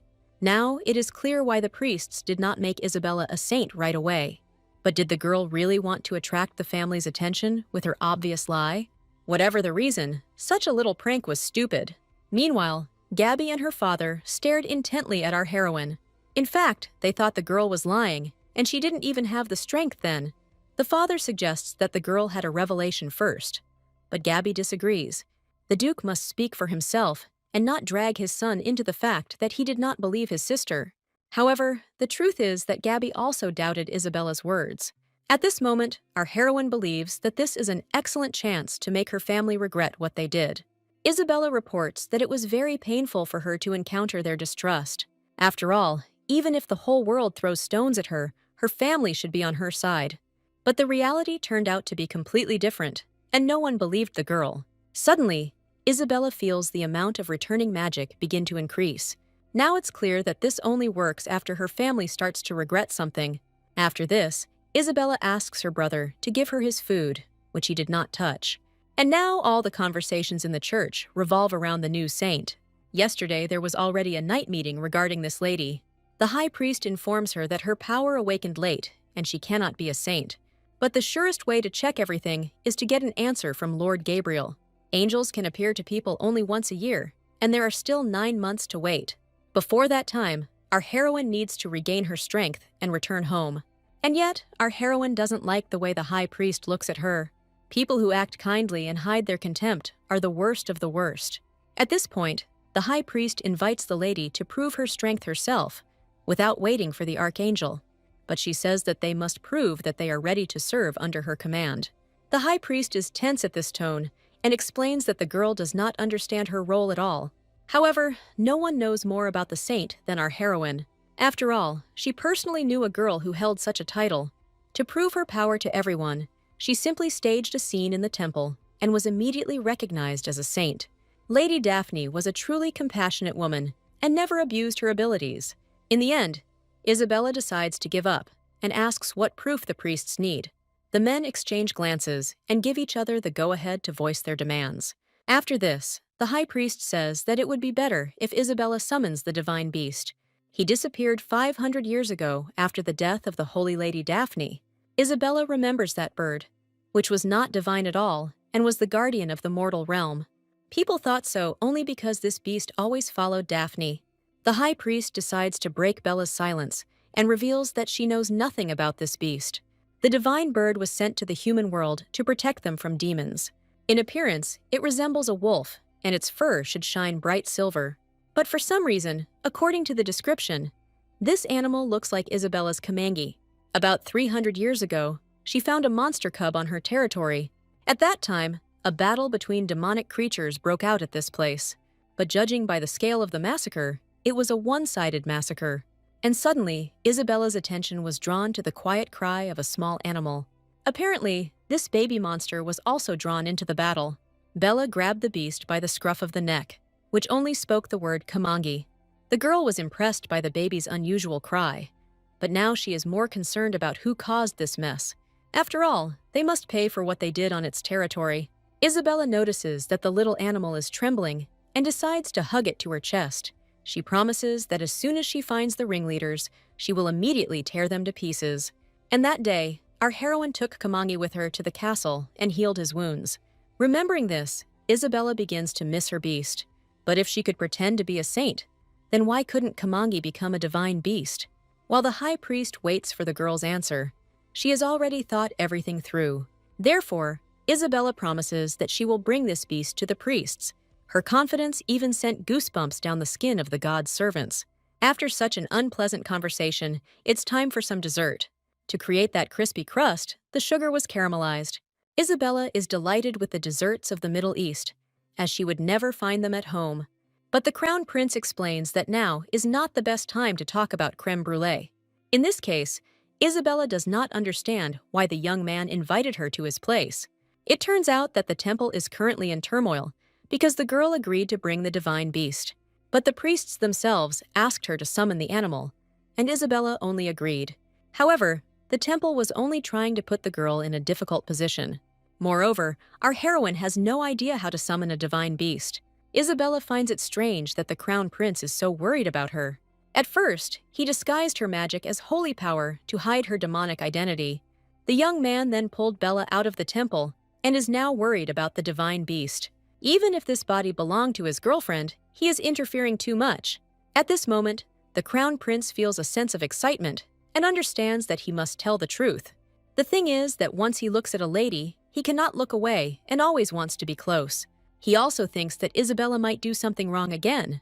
But in any case, the girl keeps Contractor Dantalion close by, and this only plays into her hands.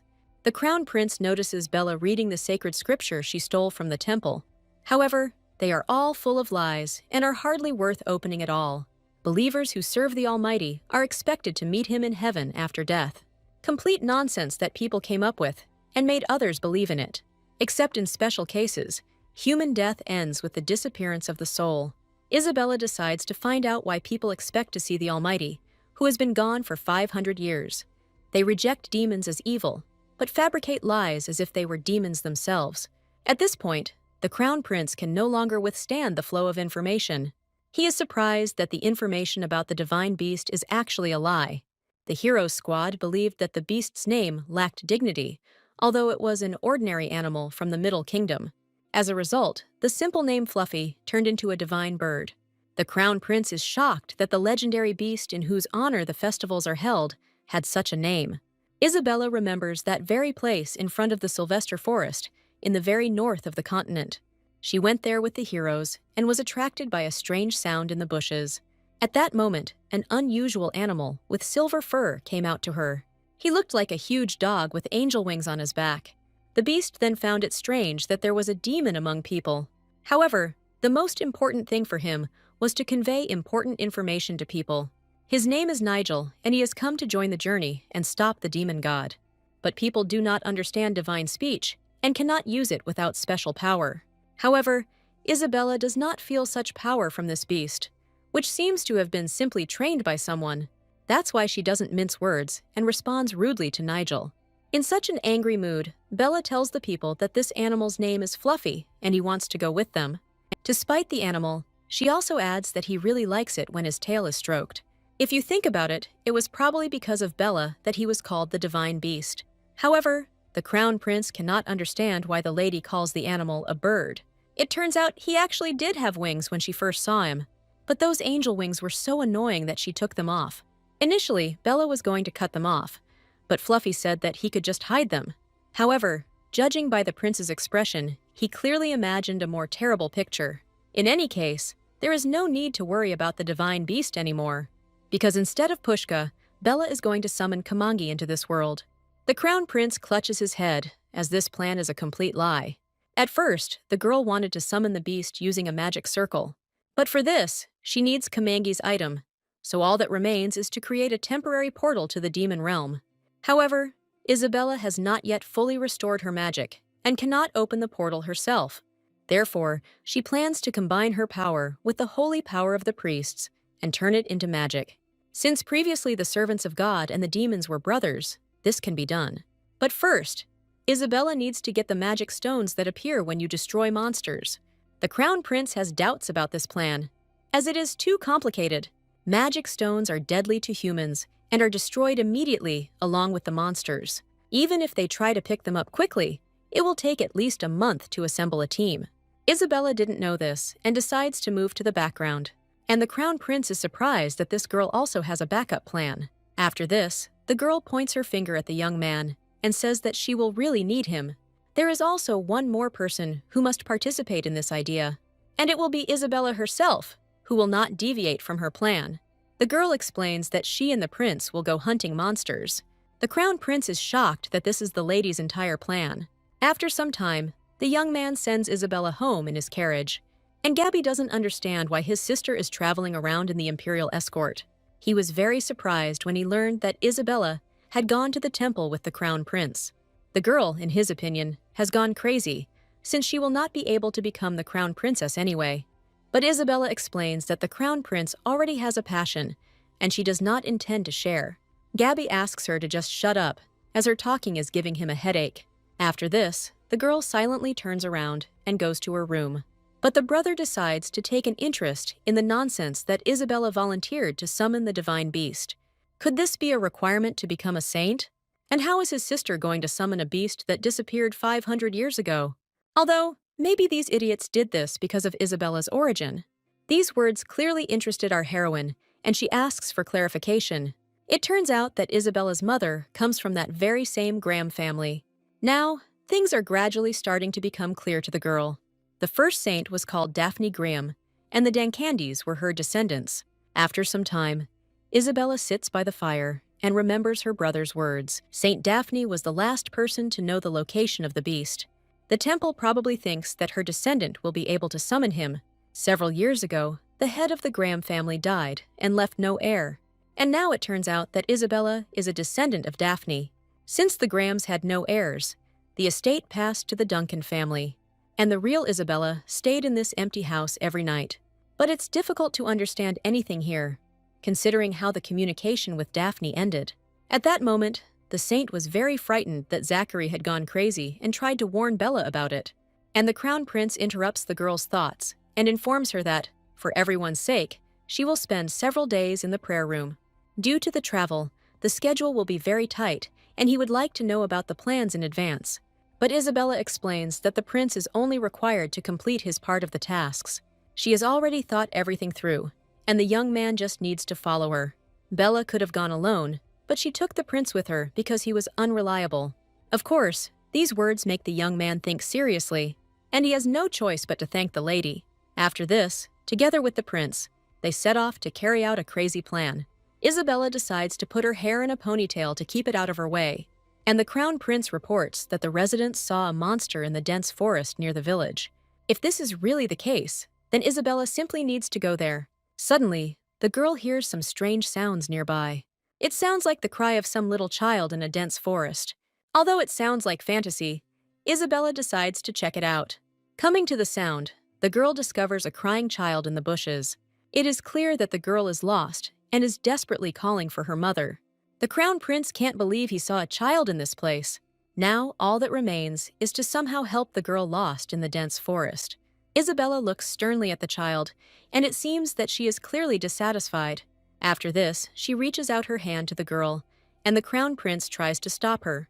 But our heroine simply decides to take the baby in her arms to calm her down.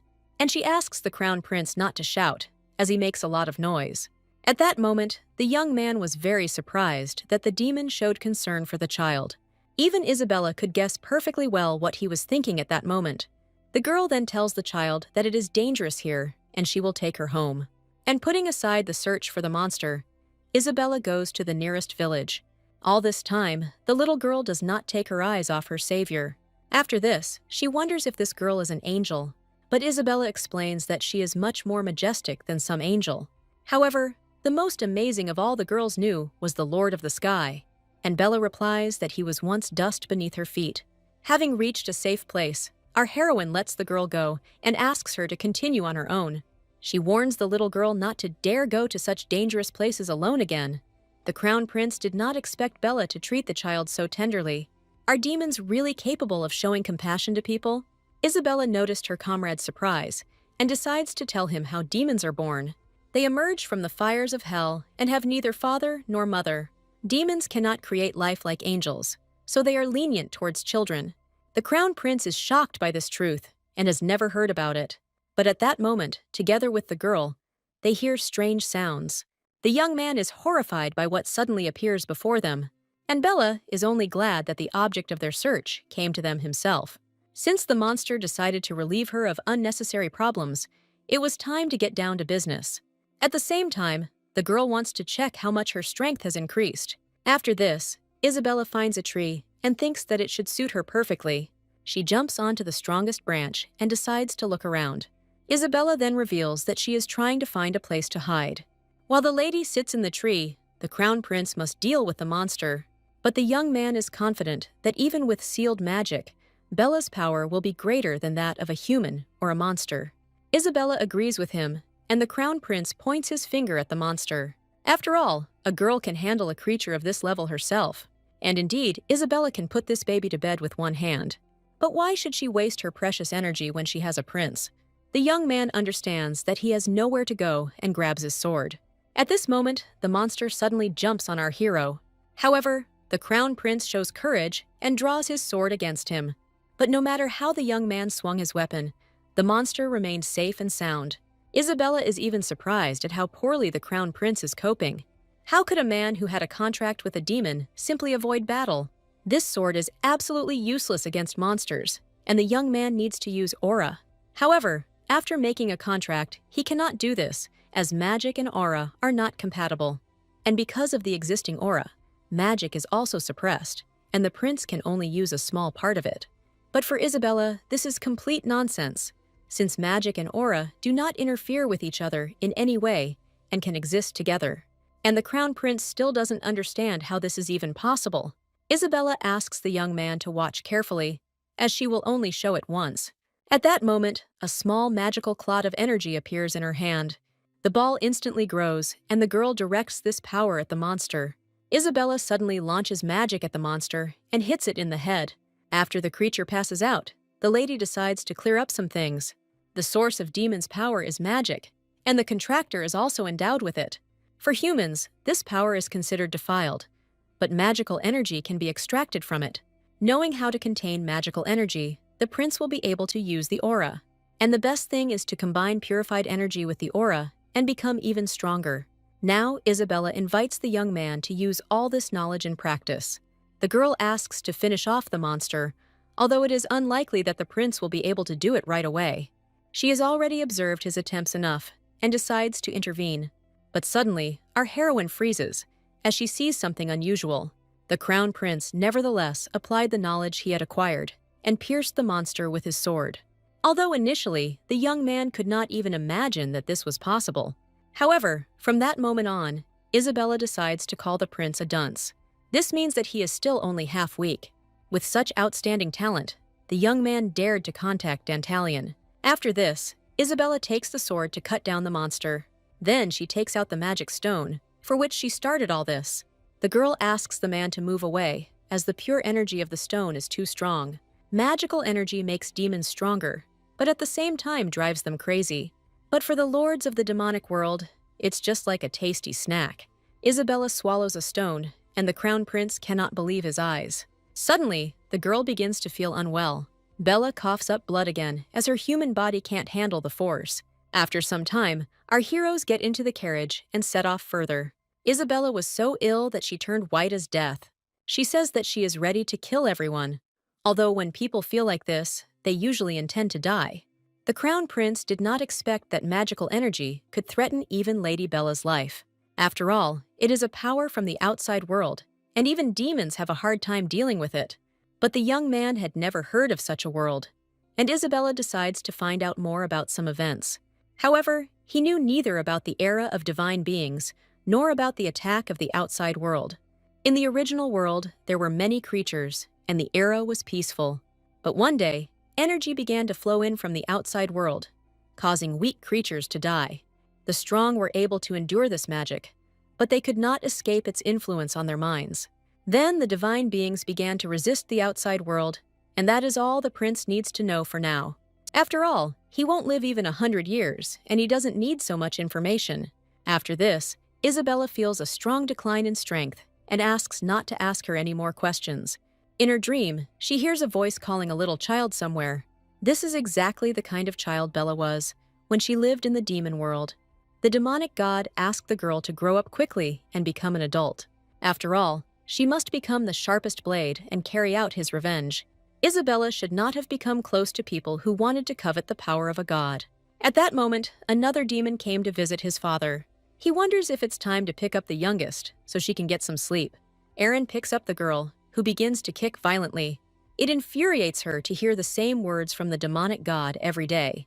After an immeasurably long war, it was being destroyed by demonic energy. As a result, the god of the dark world lost his wisdom, and his thoughts became clouded.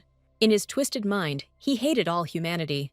The demonic god perceived their life force as an encroachment on the right granted to him at birth. After this, Aaron suddenly meets someone in the hallway of the house. Lily asks the demon not to tell little Bella about how the old man fell into insanity. At that moment, the girl reaches out to her and gets off her brother's arms. Aaron asks how old Bella is, and she holds up 4 fingers. He thinks that 4 years have passed since her birth, but in fact the girl meant 40 years. Aaron then explains that he feels like Bella is growing too slowly. After all, how can a demon be so small at 40 years old? However, growth depends on Bella's own desire, and no one can influence it. Aaron must remember that the girl was born in peacetime, when the war had already ended. Still, he worries that the child may be lagging behind in his development. Bella is very angry about this opinion of her, and Aaron starts pinching her cheeks. And Lily explains that the girl is a smart little demon even now, and she knows exactly which demon loves her the most.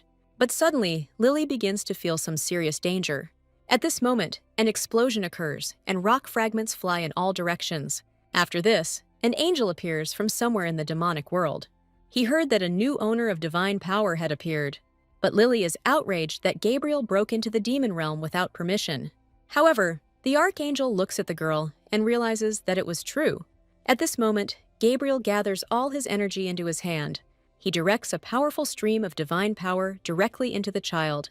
But, fortunately, Lily stands up for the girl and deflects the blow with her magic. However, she still doesn't understand what's happening to Gabriel. And how dare he try to harm her ward in front of the demon queen? Lily is very furious and will not allow anyone to attack Bella, so she asks Aaron to take the girl to a safe place. The demon hugs the child to his chest and prepares to protect her. But Bella is also angry and ready to kill this idiot. At this moment, our heroine wakes up and already feels better. Her carriage had already arrived at the temple, but thoughts from the old dream still haunted her. After Bella's first encounter with the crazy Gabriel, she used all her rage and matured for 100 years. Meanwhile, our heroes get out of the carriage and head towards the rear entrance of the temple. The crown prince made sure that people came here only to bring food. Once Bella is ready to summon the divine beast, she can simply ring the bell. The girl finds this object and immediately begins to act.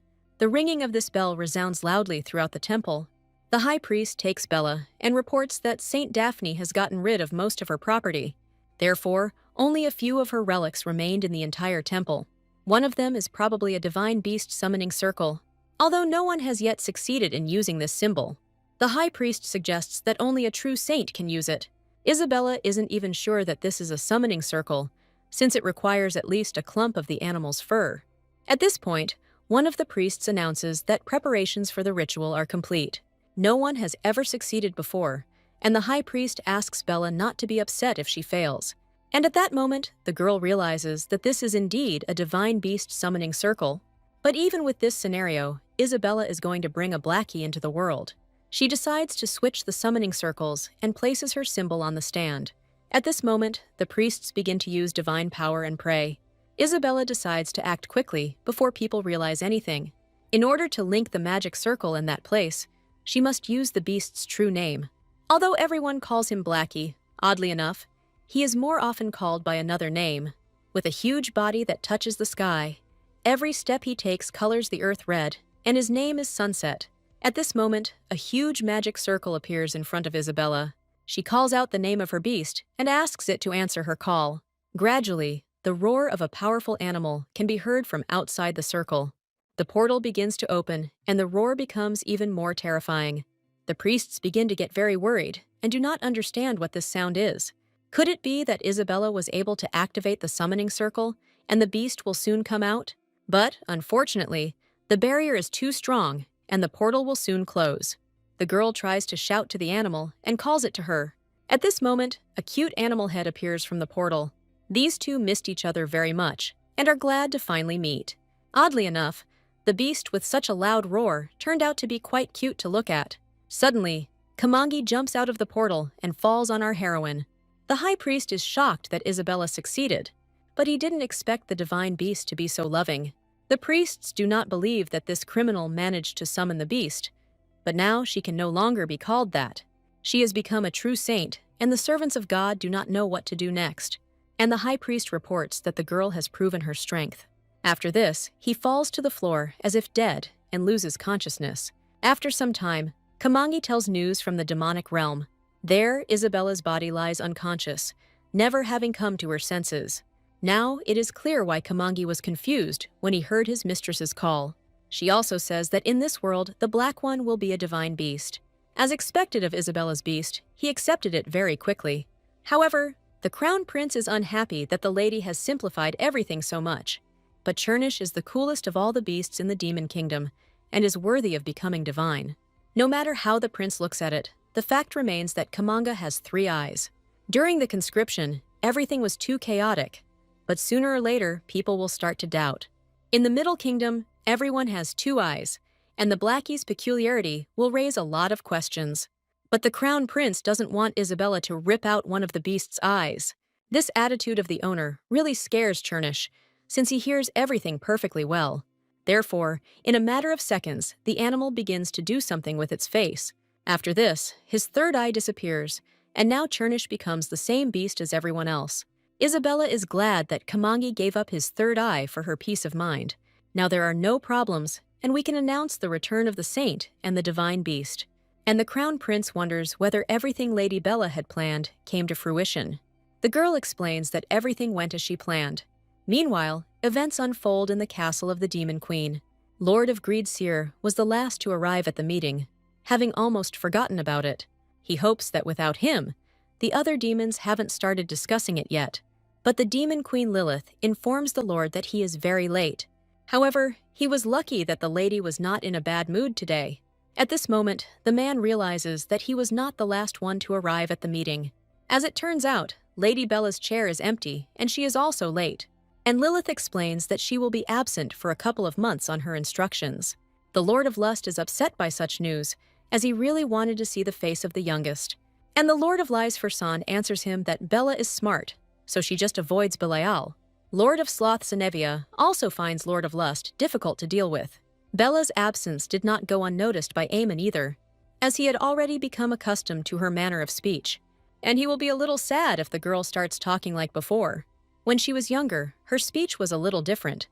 But after visiting the Middle Kingdom, everything changed. And at the age of 40, Gabriel attacked her. And after that, Bella began to learn and grow quickly. At this point, Lord of Lust Belial asks permission to ask a question. He wonders why Gabriel attacked Bella, and what crime the little demon could have committed. It turns out that this is all because the girl is a contract lord and has great power. The bearer of the forces of anger and lust is always born a demon and belongs to evil. And for the forces that belong to good, the bearer is always born an angel. But there is also a neutral force, such as a contract or submission, and Gabriel's beloved was one of those. Her name was Uriel, and the archangel tried everywhere to find this girl after her loss. And the birth of a new owner of the power meant that the previous owner of the power of contracts was dead. It turns out that by attacking Bella, Gabriel was simply venting his anger, and the Demon Queen decides not to comment on this assumption. After this, she slams her hand on the chair and demands that he stop talking. After all, today the demons must discuss an important issue.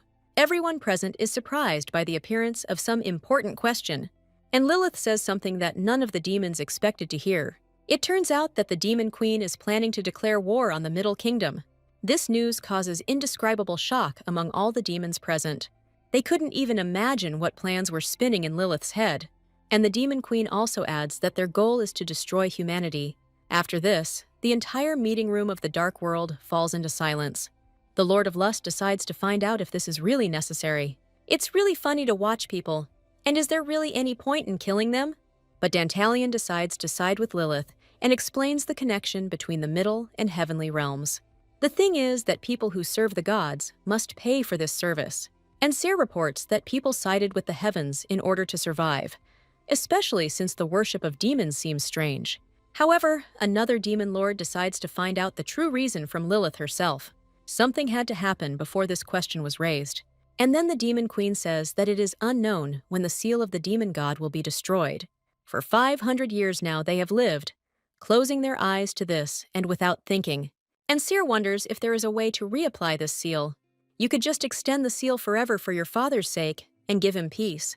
However, this time the demon god will be more careful than ever. Besides, the previous sealing only happened due to luck. But no one knows that it was actually Bella who sealed the demon god, not Lilith. At this point, Dantalion begins to stare at the demon queen with intense intensity, and she explains that if the seal falls from her father, the first target of his wrath will be the demons. The destruction of the Middle Kingdom was his greatest desire, and all he needed to do was ease his anger and fulfill his dream. The vote begins, and the first demon speaks out against the idea. And Seer decides to agree, since they have to try to do at least something. The turn to vote goes to Lord of Words Annette, but she has been sleeping this whole time. Aemon tries to wake the girl up, and she begins to react slowly. He reports that it is already the middle of the voting, and it is necessary to decide whether the demons should invade the Middle Kingdom. Annette replies that she is against this, as it is better to use the time to sleep. So far, the voting results show 3 demons in favor of the invasion and 4 against it. Thus, it turns out that the last vote remains with Lilith, but it is already obvious that the Demon Queen will be in favor of invasion. However, another lord is absent from the meeting and cannot vote now. Since Bella is currently busy with Lilith's assignment, Lilith trusts her with the final decision. She will have to decide whether to destroy humanity or leave them alive. Meanwhile, Isabella's soul roams the Demon Kingdom in the form of a puppy. The animal stops at the feet of the Queen of Lords and begins to become very agitated. Lilith asked Isabella not to leave the room, as important guests were expected to arrive today. She picks up the puppy and doesn't understand why the dog never obeys. At this moment, another lord witnesses such a strange scene. Dantalion finds this suspicious and decides to find out who this puppy really is. And Lilith introduces Isabella to a lord who is so old and cunning that he doesn't remember how many centuries he has lived. Dantalion replies that he hears everything and knows that this puppy is a human. However, what is he doing in the demon castle, and how did he end up here? The lord has a strange feeling, as if there is something else mixed in the puppy besides Lilith's magic. The demon queen expected the cunning and persistent bastard to get to the bottom of this. Dantalion has doubts about Bella's whereabouts and the appearance of this puppy. Even after searching the entire demon realm, he couldn't find a single trace of the contract lord. Now, Dantalion is determined to find out the truth about Bella's true location. After this, the Demon Queen gives in and reveals that she has sent her to the Middle Realm. The Demon Queen explains to Dantalion that Bella's power is too weak, and the previous owner of the contract power was very powerful. At this moment, Dantalion realizes that Zachary was the culprit. However, the Demon Queen reports that she initially thought the same thing. But, oddly enough, that's not all. And Lilith found something interesting after her investigation. It turns out someone played a very funny joke on Bella's life. Lilith doesn't explain what exactly she learned, and only says that, for this, she had to send Bella to the people. The life of a contract lord is not Dantalion's concern, and only the Demon Queen is her guardian. And if he wants to know everything so much, he can find out for himself. Lilith leaves, leaving Dantalion to ponder the fact that someone has staged an exciting game. It was very convenient that a person named Isabella and a weakened contract lord appeared, and that jerk Zachary deserves to be torn to pieces, because he was supposed to be reborn. Human souls are rarely reborn, as the heavenly kingdom must be involved. Lilith hates feeling caught up in someone else's game, but Bella's life is more important right now. The thought that someone dared to pull their stumps on her makes the girl furious. Meanwhile, Bella herself is enjoying the abundance of food in the Middle Kingdom. Every day in the demon world was just like this, but now she realized the true value of power. Now she is treated very differently because she is the first saint in 500 years. Jessie decides to warn the lady and asks her not to say that. But Bella forbids her to whine and demands to be given the most delicious grapes. At this point, Gabriel demands that his sister stop hanging around the temple. However, Bella says she can't hear anything and asks him to squeak louder. Gabby says that his sister shouldn't have run away from home, and it's time to come back. The girl replies that he is partly right, and the young man feels that he has achieved his goal. But Bella explains that she is no longer at the age to run away from home, and it would be more correct to call it independence. And why should she leave this beautiful place and return to the Duke's house? Gabby understands that she and her father have really let Bella down, but she begs her to come back. After staying in the temple for some time, the girl began to notice small changes in her family. Her mana is gradually returning, and she is in the winning position. At this moment, Chernish returns to Bella after a walk outside. Gabby sees for the first time the divine beast that his sister summoned. But from the outside, he looks like an ordinary puppy, and there is nothing special about him. Suddenly, Kamangi grows to the size of a huge beast and begins to growl at the boy. And Bella asks Chernish not to eat Gabby, as he will have indigestion.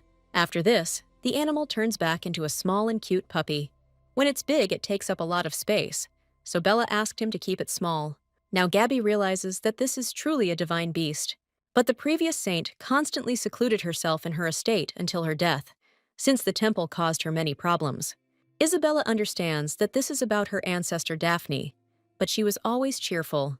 There was even a saying that if you want to meet a saint, then attend the largest banquet. However, according to Gabby, Daphne was constantly sitting in her estate. He also says that there are many records preserved there, and Bella can go there. At the same time, he asks the girl to return home to protect her from the temple. After her brother's visit, Isabella decides to go for a walk with her maid. The girls notice that it is too noisy in the garden and decide to find out what is going on. Lately, everyone is in a frenzy because someone has broken all the statues of the gods in the garden. In fact, it was our heroine who did this by destroying the statues of the Archangel Isabella. But people decided that these were demons or some kind of revelation from above. Jessie even asks the lady not to hang around the temple and to be careful. Meanwhile, Isabella is only thinking about smashing the rest of the statues. After this, they enter the hall where the high priest delivers a sermon. However, Isabella is unbearably bored sitting at this event. Jessie admonishes the lady because she has yawned many times already. But Isabella can't help herself because of the high priest's boring voice and his unpleasant face. Whatever the case, she should be more mindful of her behavior. After all, everyone gathered here only because they wanted to see the saint. Now, Bella understands why the high priest begged her to attend this service. Suddenly, our heroine's boredom is interrupted by something strange. She notices a knight with silver hair who seems familiar to her. Jessie explains that it was this man who helped them deal with the robbers. She couldn't even imagine that he would turn out to be a holy knight.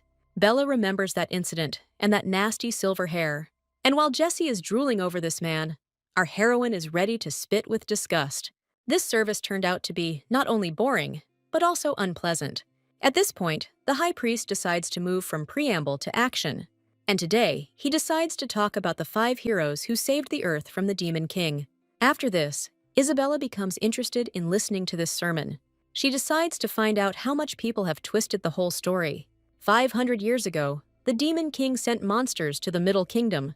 He was consumed by demonic energy and sent demons, even against their will, to destroy humanity. Then, by order of the Demon King, one of the lords arrived in the Middle Kingdom to assess the situation. It was Lady Bella, since she had the least influence on the human world. The heavenly god prophesied that the invasion of the demonic kingdom would stop, but such a fact is a lie. He could not take active action because this would require killing the demonic god. And the heavenly god would never in his life give the order to kill his only surviving brother. After this, the high priest begins to list the names of the 5 heroes. One of them was Zachary Martinet, whom our heroine already knows very well. Isabella recalls the events that preceded their meeting. Then she just arrived in the Middle Kingdom and noticed the man. Isabella decided to come closer, to take a closer look at the young man. He sat near the temple building and leaned heavily on his sword. The young man felt someone looking at him from behind his back. After that, he turned towards Isabella, and blood from the wounds was oozing down his body. If they hadn't met then, their destinies could have turned out differently. At that time, the expedition of heroes was led by Lord Zachary and the son of Duke Martinet. And everyone knows the story of the Archangel Isabella, who descended to protect the young man. No matter how you look at it, such a lie makes our heroine want to vomit.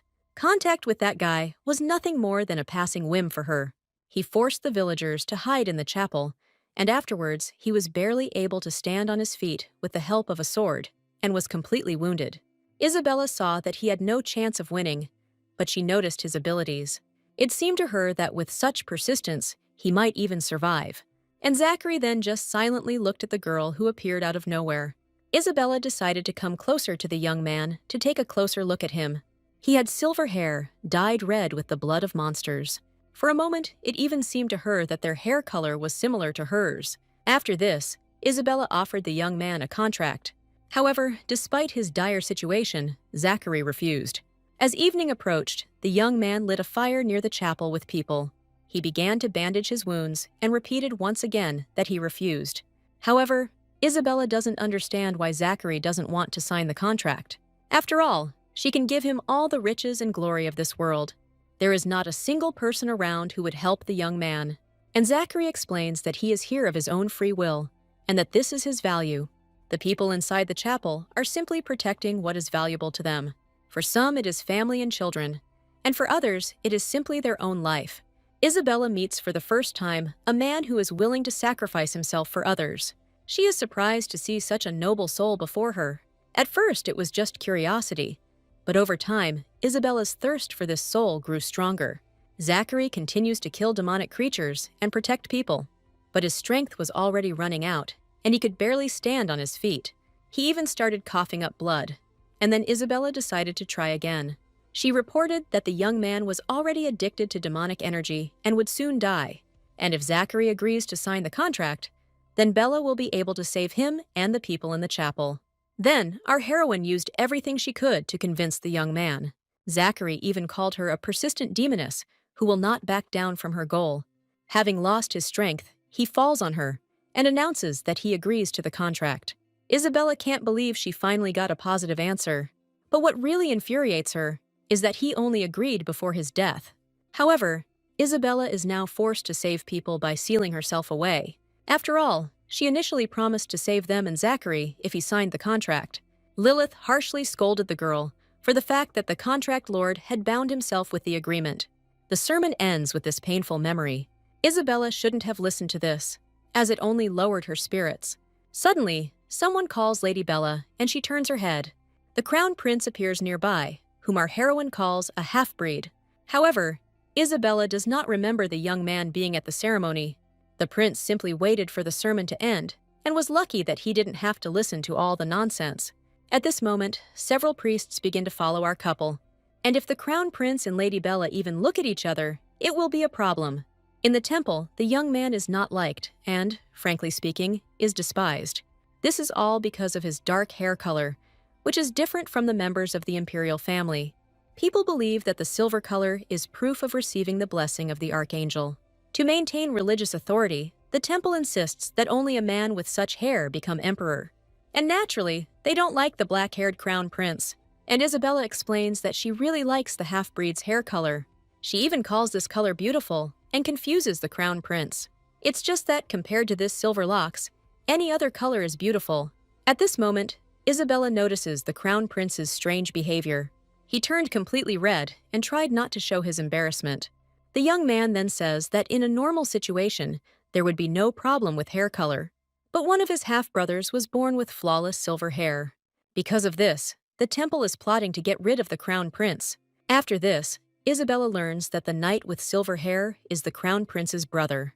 After all, there was only one person with such an appearance in the chapel. The crown prince asks to be careful with him, as he has powerful holy power and a keen spiritual sense.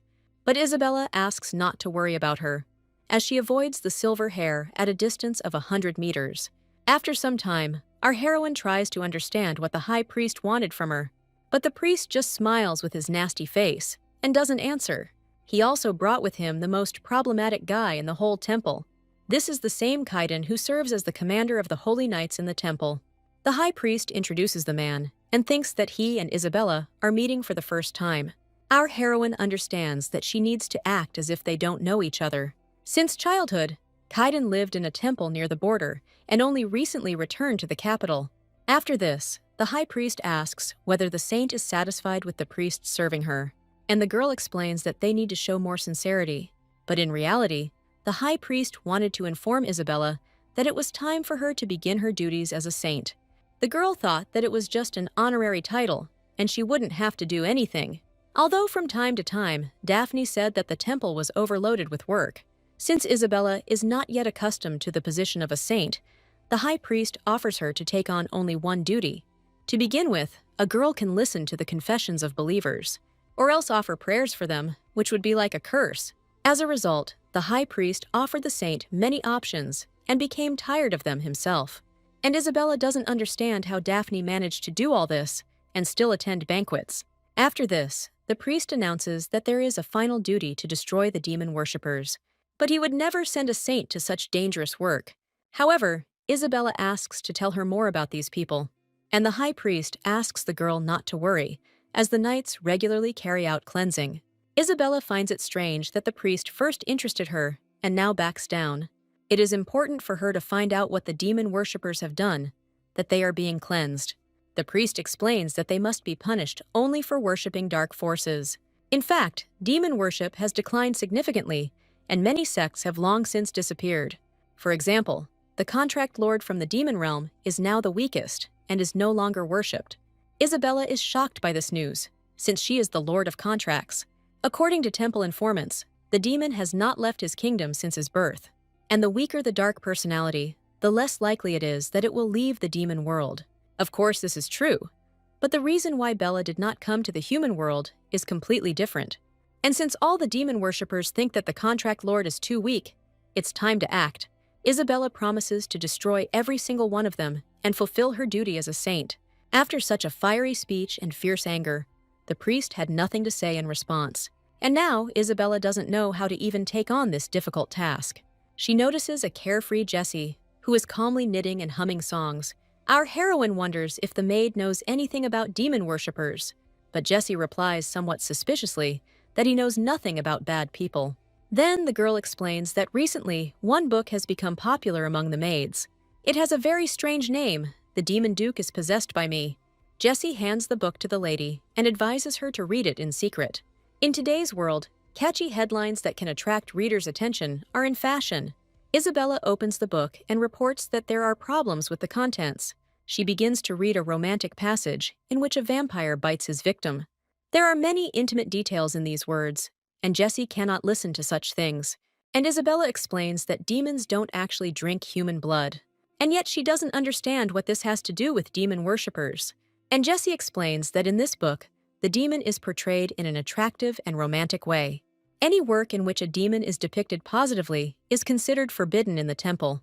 But lately there have been strong rumors about this book. People are convinced that it is spread by demon worshippers. Thanks to the book, more and more people started saying that they would like to date a demon. After this, Isabella decides to continue to consider the contents of the novel. Jessie thinks the lady liked the book and offers to bring her more.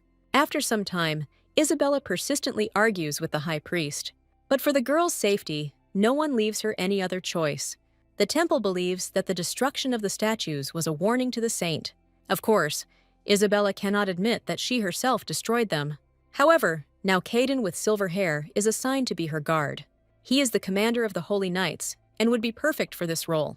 After all, Isabella is the most valuable person in the temple, and her guard must be at least such a knight. The girl dug her own grave when she volunteered to destroy demon worshippers. At this moment, the high priest cannot take his eyes off the saint. He thinks that he and Caden look very good together.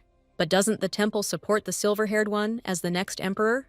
If this is so, then why are they trying to connect the saint with him when she shows her disgust?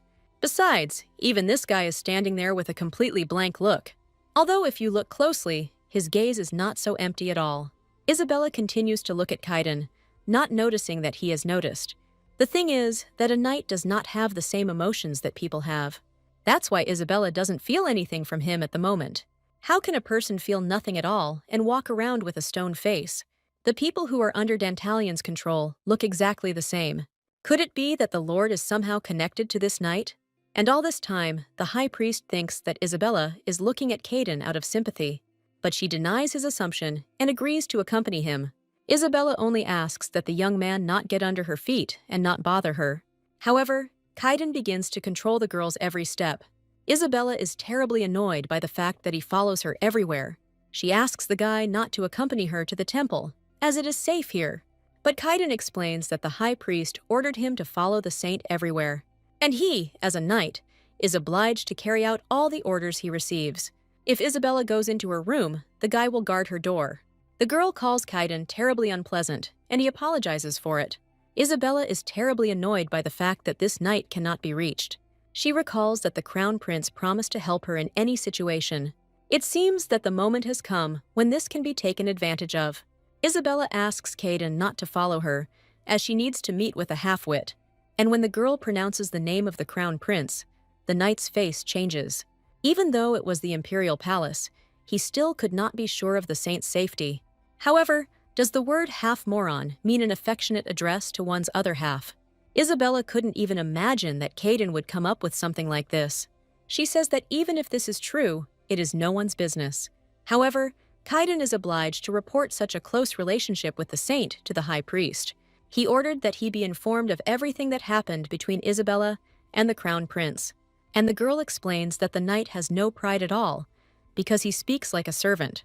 Kaiden explains that the high priest showed him the path to follow. At this point, Isabella is completely speechless from such nonsense, and the knight continues to talk about how it is right to always follow the words of the high priest. Now the girl understands that he is not insensitive, but diligent. Is he one of those people who blindly follow the words of others, without having his own opinion? After this, Isabella explains that she is not the prince's lover, and there is no need to report this. The girl leaves, and Kaiden stares after her persistently. Then, his attention is drawn to the saint's long blonde hair. But suddenly, they turn red and emit dark energy. Kaiden feels a pain in his chest and clutches the area. He doesn't understand what happened and where he gets such strange sensations from. Evening comes, and Isabella finds herself in the possession of the imperial palace. As always, the girl cannot remain without delicious desserts. She eats sweets with pleasure and forgets about all her problems. The crown prince understands that Lady Bella's mood is lifted by food. At first, she came to him incredibly angry, but now she has calmed down. The young man already knows that the temple has appointed Kaiden as her escort, and Isabella asks the prince to rid her of the knight, as she is already tired of him. She even threatens that if the young man does not deal with his brother, he will disappear from this world. According to the prince, people do not always value their blood ties. For example, if he didn't have a brother, there would have been half as many attempts on his life. And if Bella is really so tired of him, then the prince doesn't mind her getting rid of him. Although the young man himself asked the girl to avoid Kaiden, he still feels that there is another reason behind her hostility. Isabella admits that it's not about him stalking her. It turns out this guy looks an awful lot like the first Emperor Zachary. The crown prince didn't even think that the resemblance was so strong that Bella mentioned it. The young man thinks about it and finds this coincidence very strange. And Bella thinks that there is nothing unusual in the similarity between two blood relatives. However, the girl does not know that the current family came from a collateral branch. That is, they are not direct descendants of the first emperor. Zachary left no heirs, and the throne was inherited by a silver-haired aristocrat. Most people know this, and the crown prince didn't even think that Bella might not know. This news makes the girl think that Zachary never had a wife. The prince confirms this, but adds one important detail. The thing is that Bella's contractor committed suicide after ascending the throne. But Isabella has never heard this story and is very surprised.